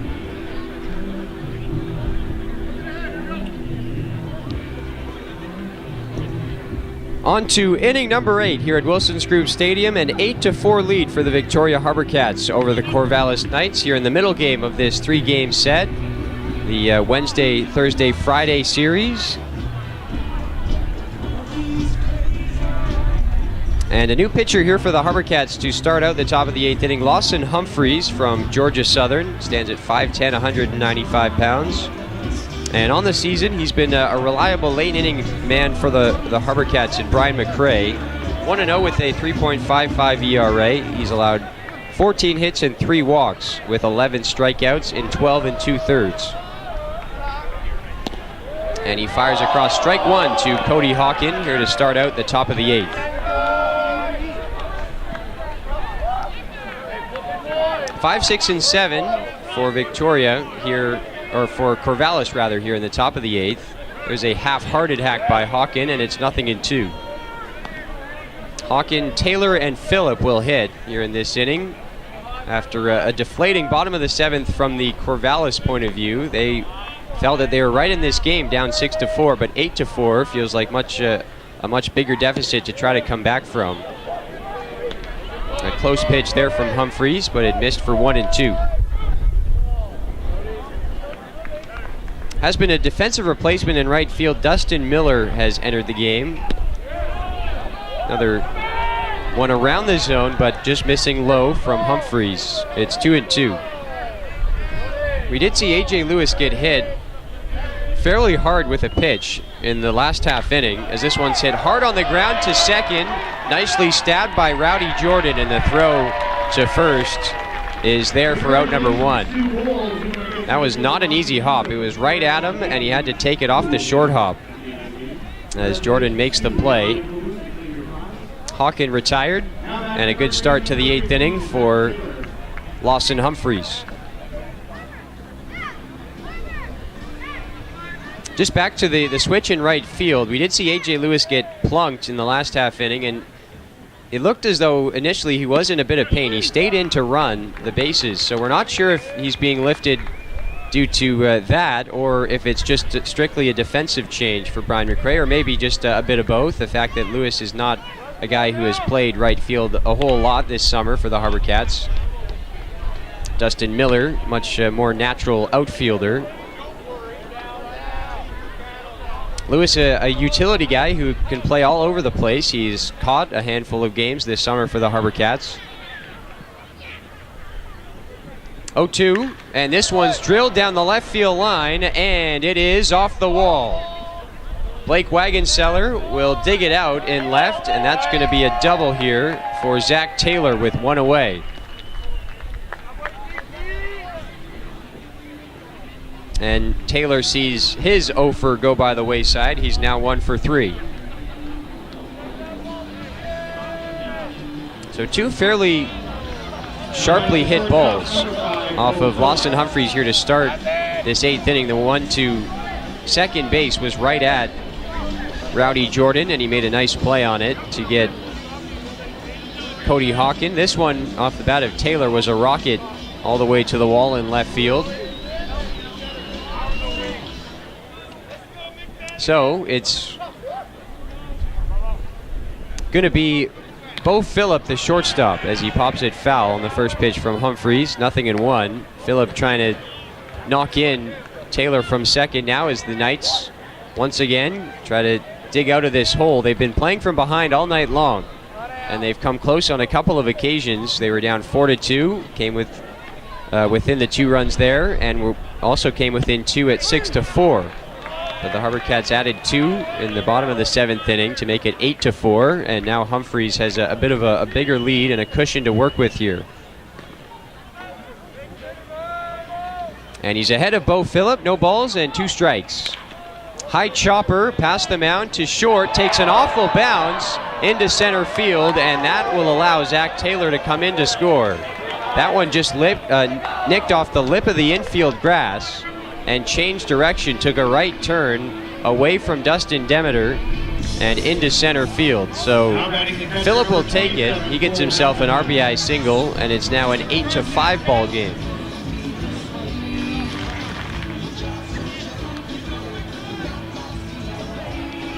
And Cole Hamilton, the catcher now, will step up to the plate to hit.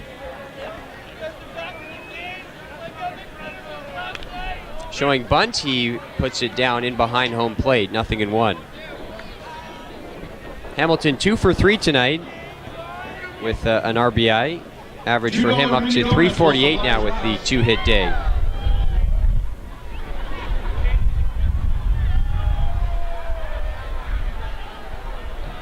No balls and a strike. And this one is hit right to third for Ober. The cross to first, double play.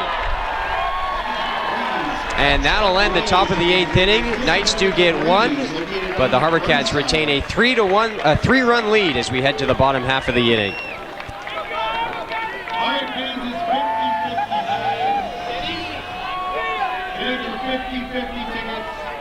$692.25 is a green ticket.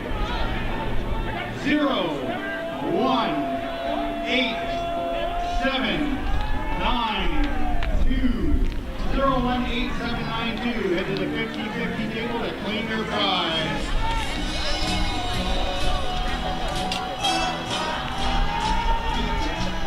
I can't hear you.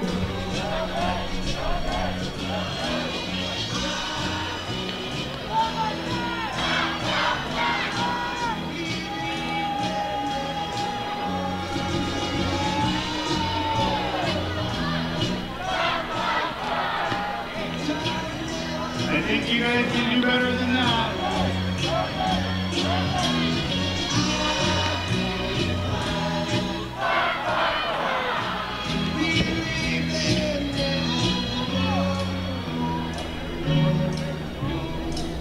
All right, one more chance, as loud as you can go. Let him hear you all the way down in Corvallis.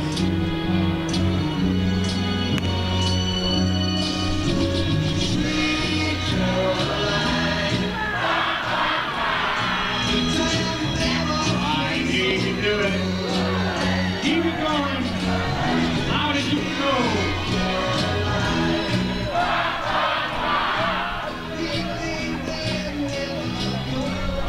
Best friends from WCL right there. Give yourselves a big round of applause. Leading off for your HarbourCats, this designated hitter from Mississippi State, number 26, Hunter Vansaw.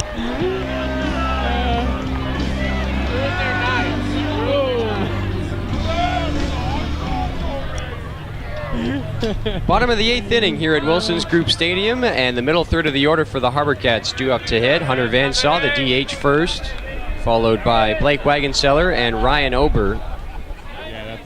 One more chance to add on before the top of the 9th for Victoria, as they hold a 3-run lead now, 8-5.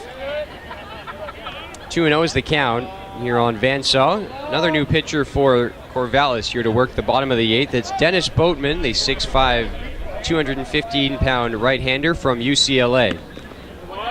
There's a big swing and a miss there by Vansaw, and it's 2-1. Also, Boatman, a native of Roseville, California.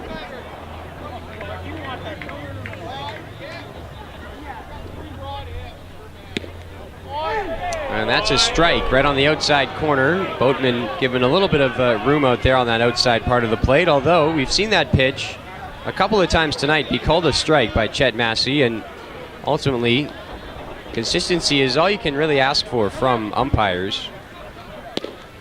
That one is down low. It's full 3-2. Walks have been an issue for Boatman this season. They really plagued him. 13 free passes that he has allowed in 10 innings of work.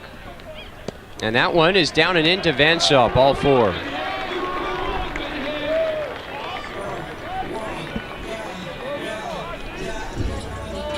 So here now is Wagenseller with the runner at first base, Hunter Vansaw, nobody out.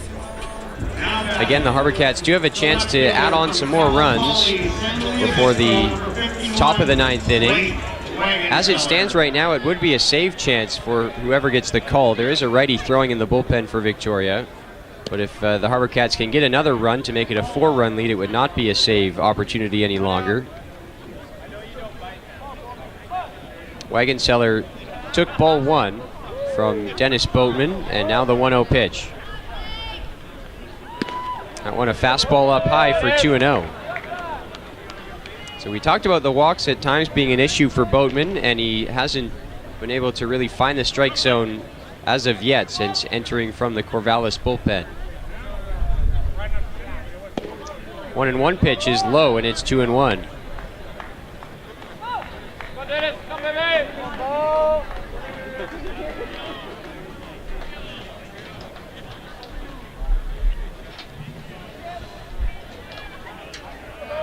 Another bit of confusion with the count here as the pitch is in for a strike. I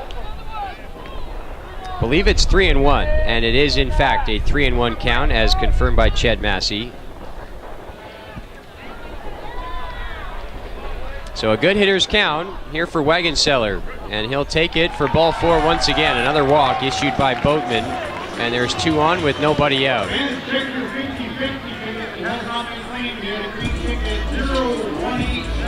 And here comes Ryan Ober back up to the plate to hit, and we know what he did his last time. Homered to left center field, and it cleared the wall by some distance, I think, that ball by Ober. He put a jolt into it. Now he hits with 2 on and nobody out. As I think the HarbourCats smell blood in the water here in the bottom of the 8th inning on a pitcher, Dennis Boatman, who has struggled to locate the zone here since coming in relief. First and foremost, though, I think Ober will have to make Boatman prove to him that he can throw him a strike consistently, but if he does, chance for Ober to do some more damage with the bat.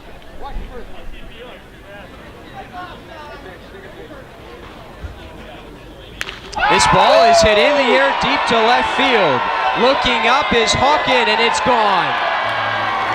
Another homer for Ryan Ober. This one's a 3-run shot. And the HarbourCats have blown it open. Here in the 8th, it's 11-5.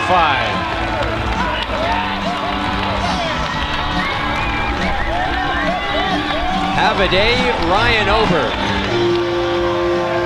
2 home runs and 4 RBIs for him. As the HarbourCats once again out of the dugout to greet the third baseman from Oregon State, who has left the yard once again here in the 8th inning.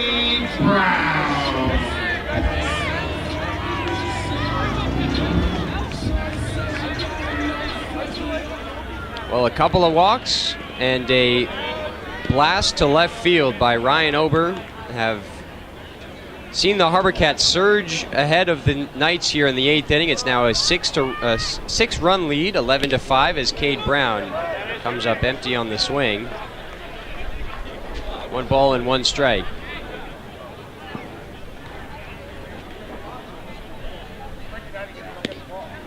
There's a strike as well, 1-2.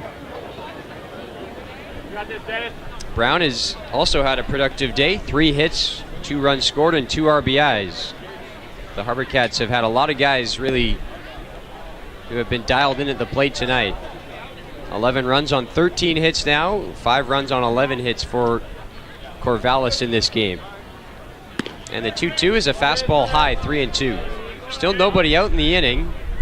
Another 3-2 count here for Dennis Boatman as he tries to avoid his 3rd walk of the inning. Brown with a high pop-up into foul ground. This one will get out of play. Calculators brought to you by Stimson CPA, full service accounting firm with ease of monthly payments.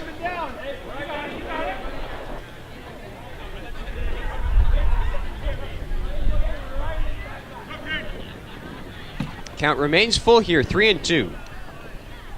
And a swing and a miss, strike 3. Boatman able to get Brown swinging for out number 1 as he wins the battle on 3-2. Now batting, the catcher from Indiana State, number 55. That'll bring Hayden Jaco back up to the plate, and he's been on base 4 times in this game, 2 for 2 with a RBI, a run scored, and a couple of walks as well.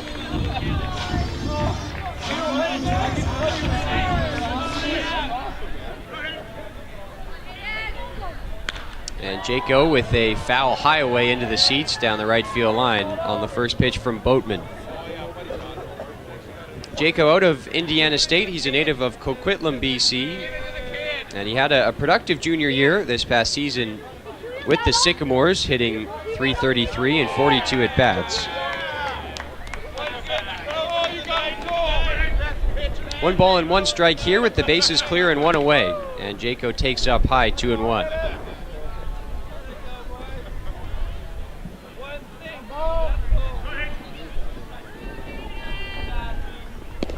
Now the 2-1 pitch is in there at the knees, and the count is even, 2-2.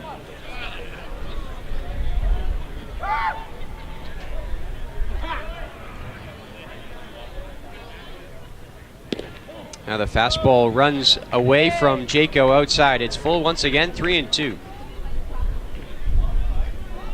Boatman working quickly on the mound for the Knights as he fires the payoff pitch, and it's low for another walk. That's free pass number 3 now in the inning, and it's 1 on and 1 out as Jaco has now been aboard 5 times in this game, 3 walks and a couple of hits. Number 3, Rowdy Jordan.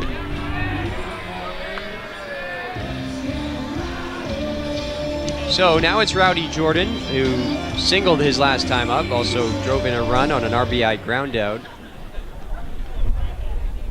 Jordan with a big cut and comes up empty, 0-1.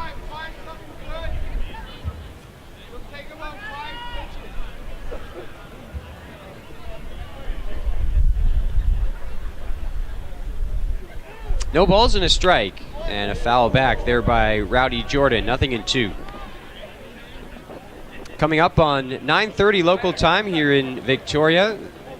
Sun is almost now completely set, not much daylight left, and the floodlights out in the outfield have taken over here as we play the bottom of the 8th inning. No balls and 2 strikes, and a swing and a miss on a pitch in the dirt. Jordan will head back to the dugout, not trying to run down to first. Actually, he couldn't with the runner over there at first, Hayden Jaco. Center fielder from Cal Baptist, number 23, Nick Playa. So 2 away now for Nick Playa, and Playa too has had a good day. 2 hits, including a run scored as well, also a walk.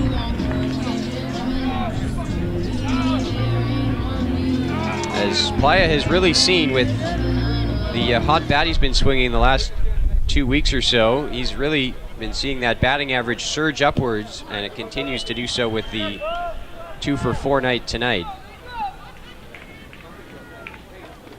Playa took ball 1 from Dennis Boatman, and now the 1-0 pitch. That one low, 2-0.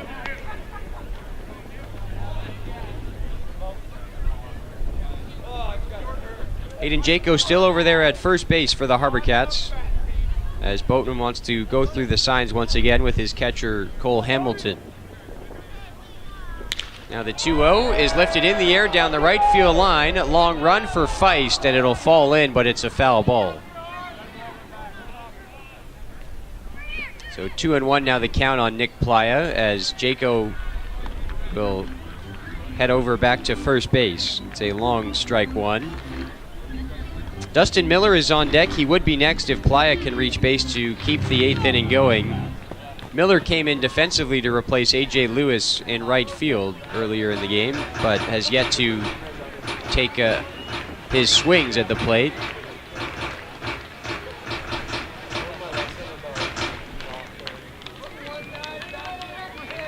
Still a good hitter's count here for Playa, 2-1. And that's a strike, and that's actually strike 3 called, although, now some more trouble with the count. It's been one of those days. It's 2-2. Playa, when he got rung up, pointed back with 2 fingers saying that's strike 2, and the umpire immediately said, oh wait, you're right. So it's now 2-2. And the pitch. High breaking ball upstairs, 3-2.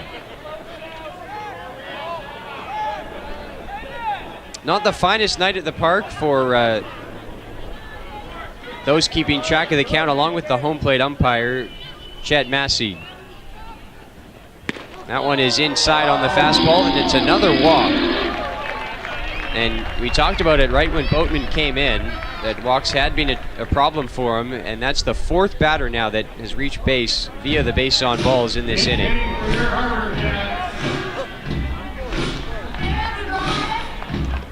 I'll tell you about it in a second.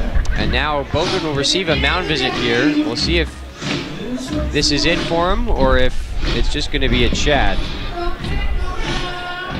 HarbourCats with 2 on base now. Playa at first, Jaco at second. Looks like it will just be a pep talk from Ed Neggs, the pitching coach. Dustin Miller will get a chance to swing the bat here for his first trip to the plate tonight.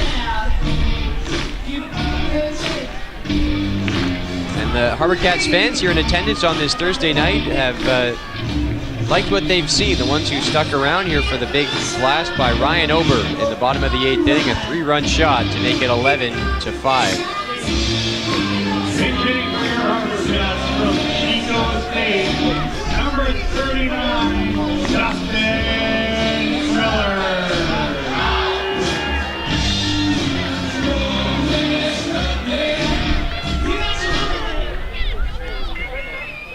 So 2 on, 2 out here in the bottom of the 8th inning.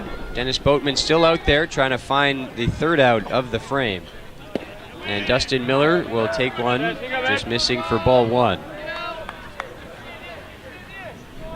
Miller this season hitting at .203 with 2 homers and 13 RBIs.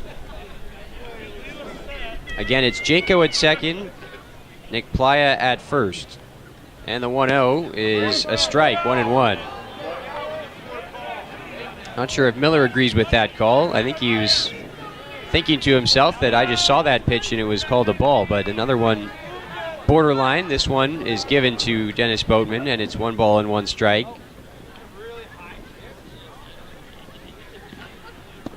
Now a check swing, and it's low, 2-1.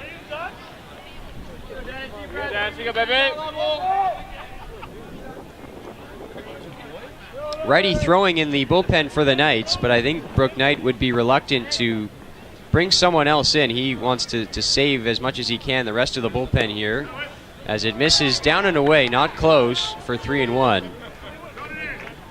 But the Knights, I think, looking to save the rest of their bullpen for the finale of the series tomorrow night in what will very likely be a rubber game between these two.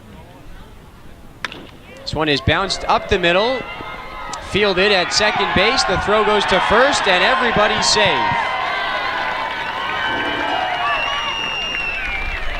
That was a bit of an awkward bouncing ball up the middle. Trying to initially step on the bag with it was Chad Stevens. Could not get the out there, and by the time he threw it over to first, could not get the out at first either. That'll do it here for Dennis Boatman. New arm is coming in to try to record the final out of the 8th. Very angry indeed.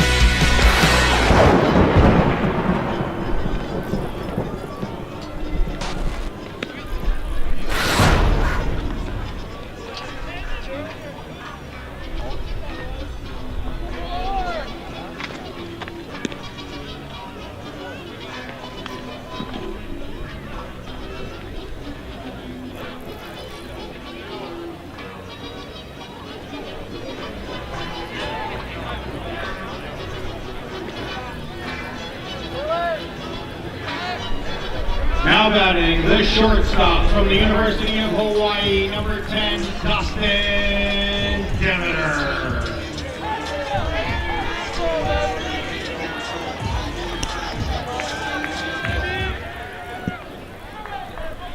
Bases loaded, 2 away here in the bottom of the 8th inning. Dustin Demeter, the hitter, and he pops up the first pitch on the infield. Who's it going to be? It's the shortstop, Bo Phillip, backpedaling to make the catch, and that will retire the side. On to the 9th we go. HarbourCats up by 6, looking for 3 more outs to close this one out tonight on Go Live Broadcast. This 9th inning is brought to you by Highland Pacific Golf, Victoria's friendliest public golf course. And a very special welcome to Marilyn and Kevin Vansaw in attendance tonight. See your son Hunter play. Great to have you here. Thanks for sending us your boy again. And a happy 36th birthday to Lindsay Russell. Happy birthday, Lindsay.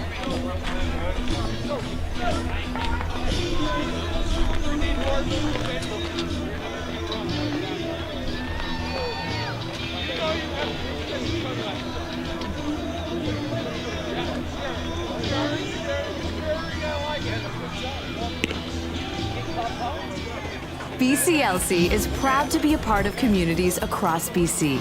From entertainment and great prizes to jobs and support for the tourism industry, the benefits of our business are province-wide.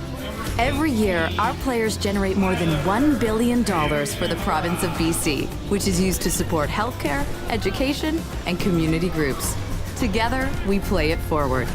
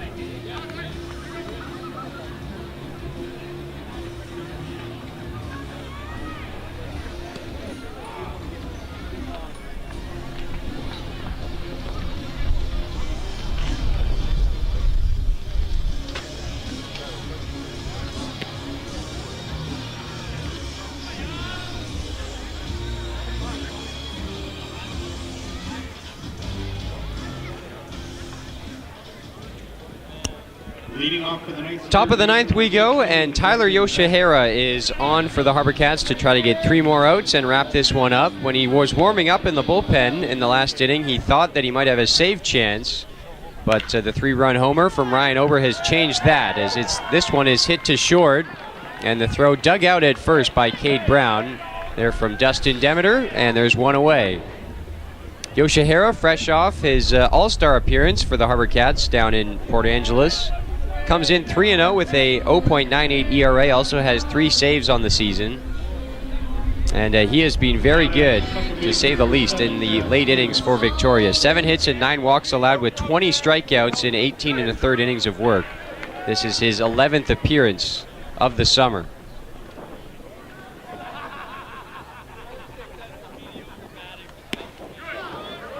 Breaking ball, trying to come back to the inside corner, and he missed just inside to Chad Stevens. Nothing, and make that 1-1 the count.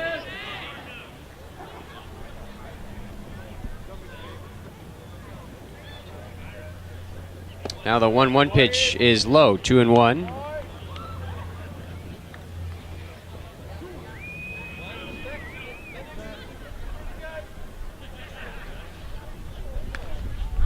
There's a foul back by Stevens. Count evens up at 2-2. Chance to look around the West Coast League tonight. Some finals to tell you about. Down in Walla Walla, the Bellingham Bells on top of the Walla Walla Sweets 4-2. There's a swing and a miss by Stevens, and there are 2 away. Down in Wenatchee, the Portland Pickles 5-3 winners over the Apple Sox. The Yakima Valley Pippins defeated the Port Angeles Lefties 9-2 in Yakima tonight.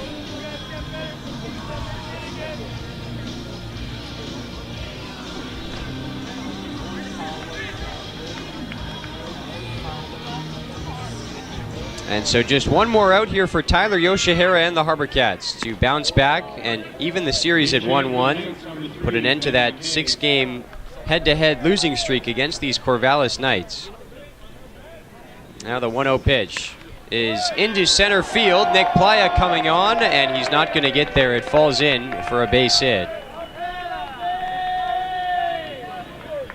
That was Ben McKay pinch hitting and able to reach base to keep the game going for now.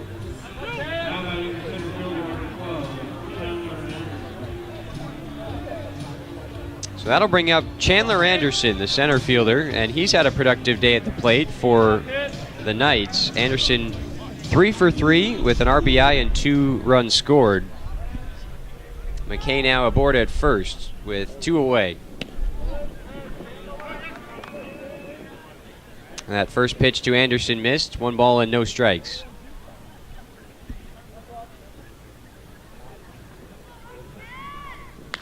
This one is popped up on the infield. Cade Brown giving it a look. Rowdy Jordan will call him off, and that's the ball game. A big bounce back win for the HarbourCats here in game 2 of this series. They take it 11-5 as a number of HarbourCats hitters had big days at the plate, but none bigger than Ryan Ober, who had those 2 home runs, 4 RBIs, and a 4-for-5 day for Ober here for the HarbourCats to get them back in the win column as they improve to 5-6 in the second half. We'll set up for the rubber match tomorrow night in this series on Fireworks Night at Wilson's Group Stadium. HarbourCats and the Knights will both have the chance to go for the series win, and the last time that they will see each other in the regular season, at least this season. Thanks for tuning in tonight on Go Live Broadcasts. For Chris Jaycox, the producer in the truck, my name is Mike Edwards, saying so long from Victoria.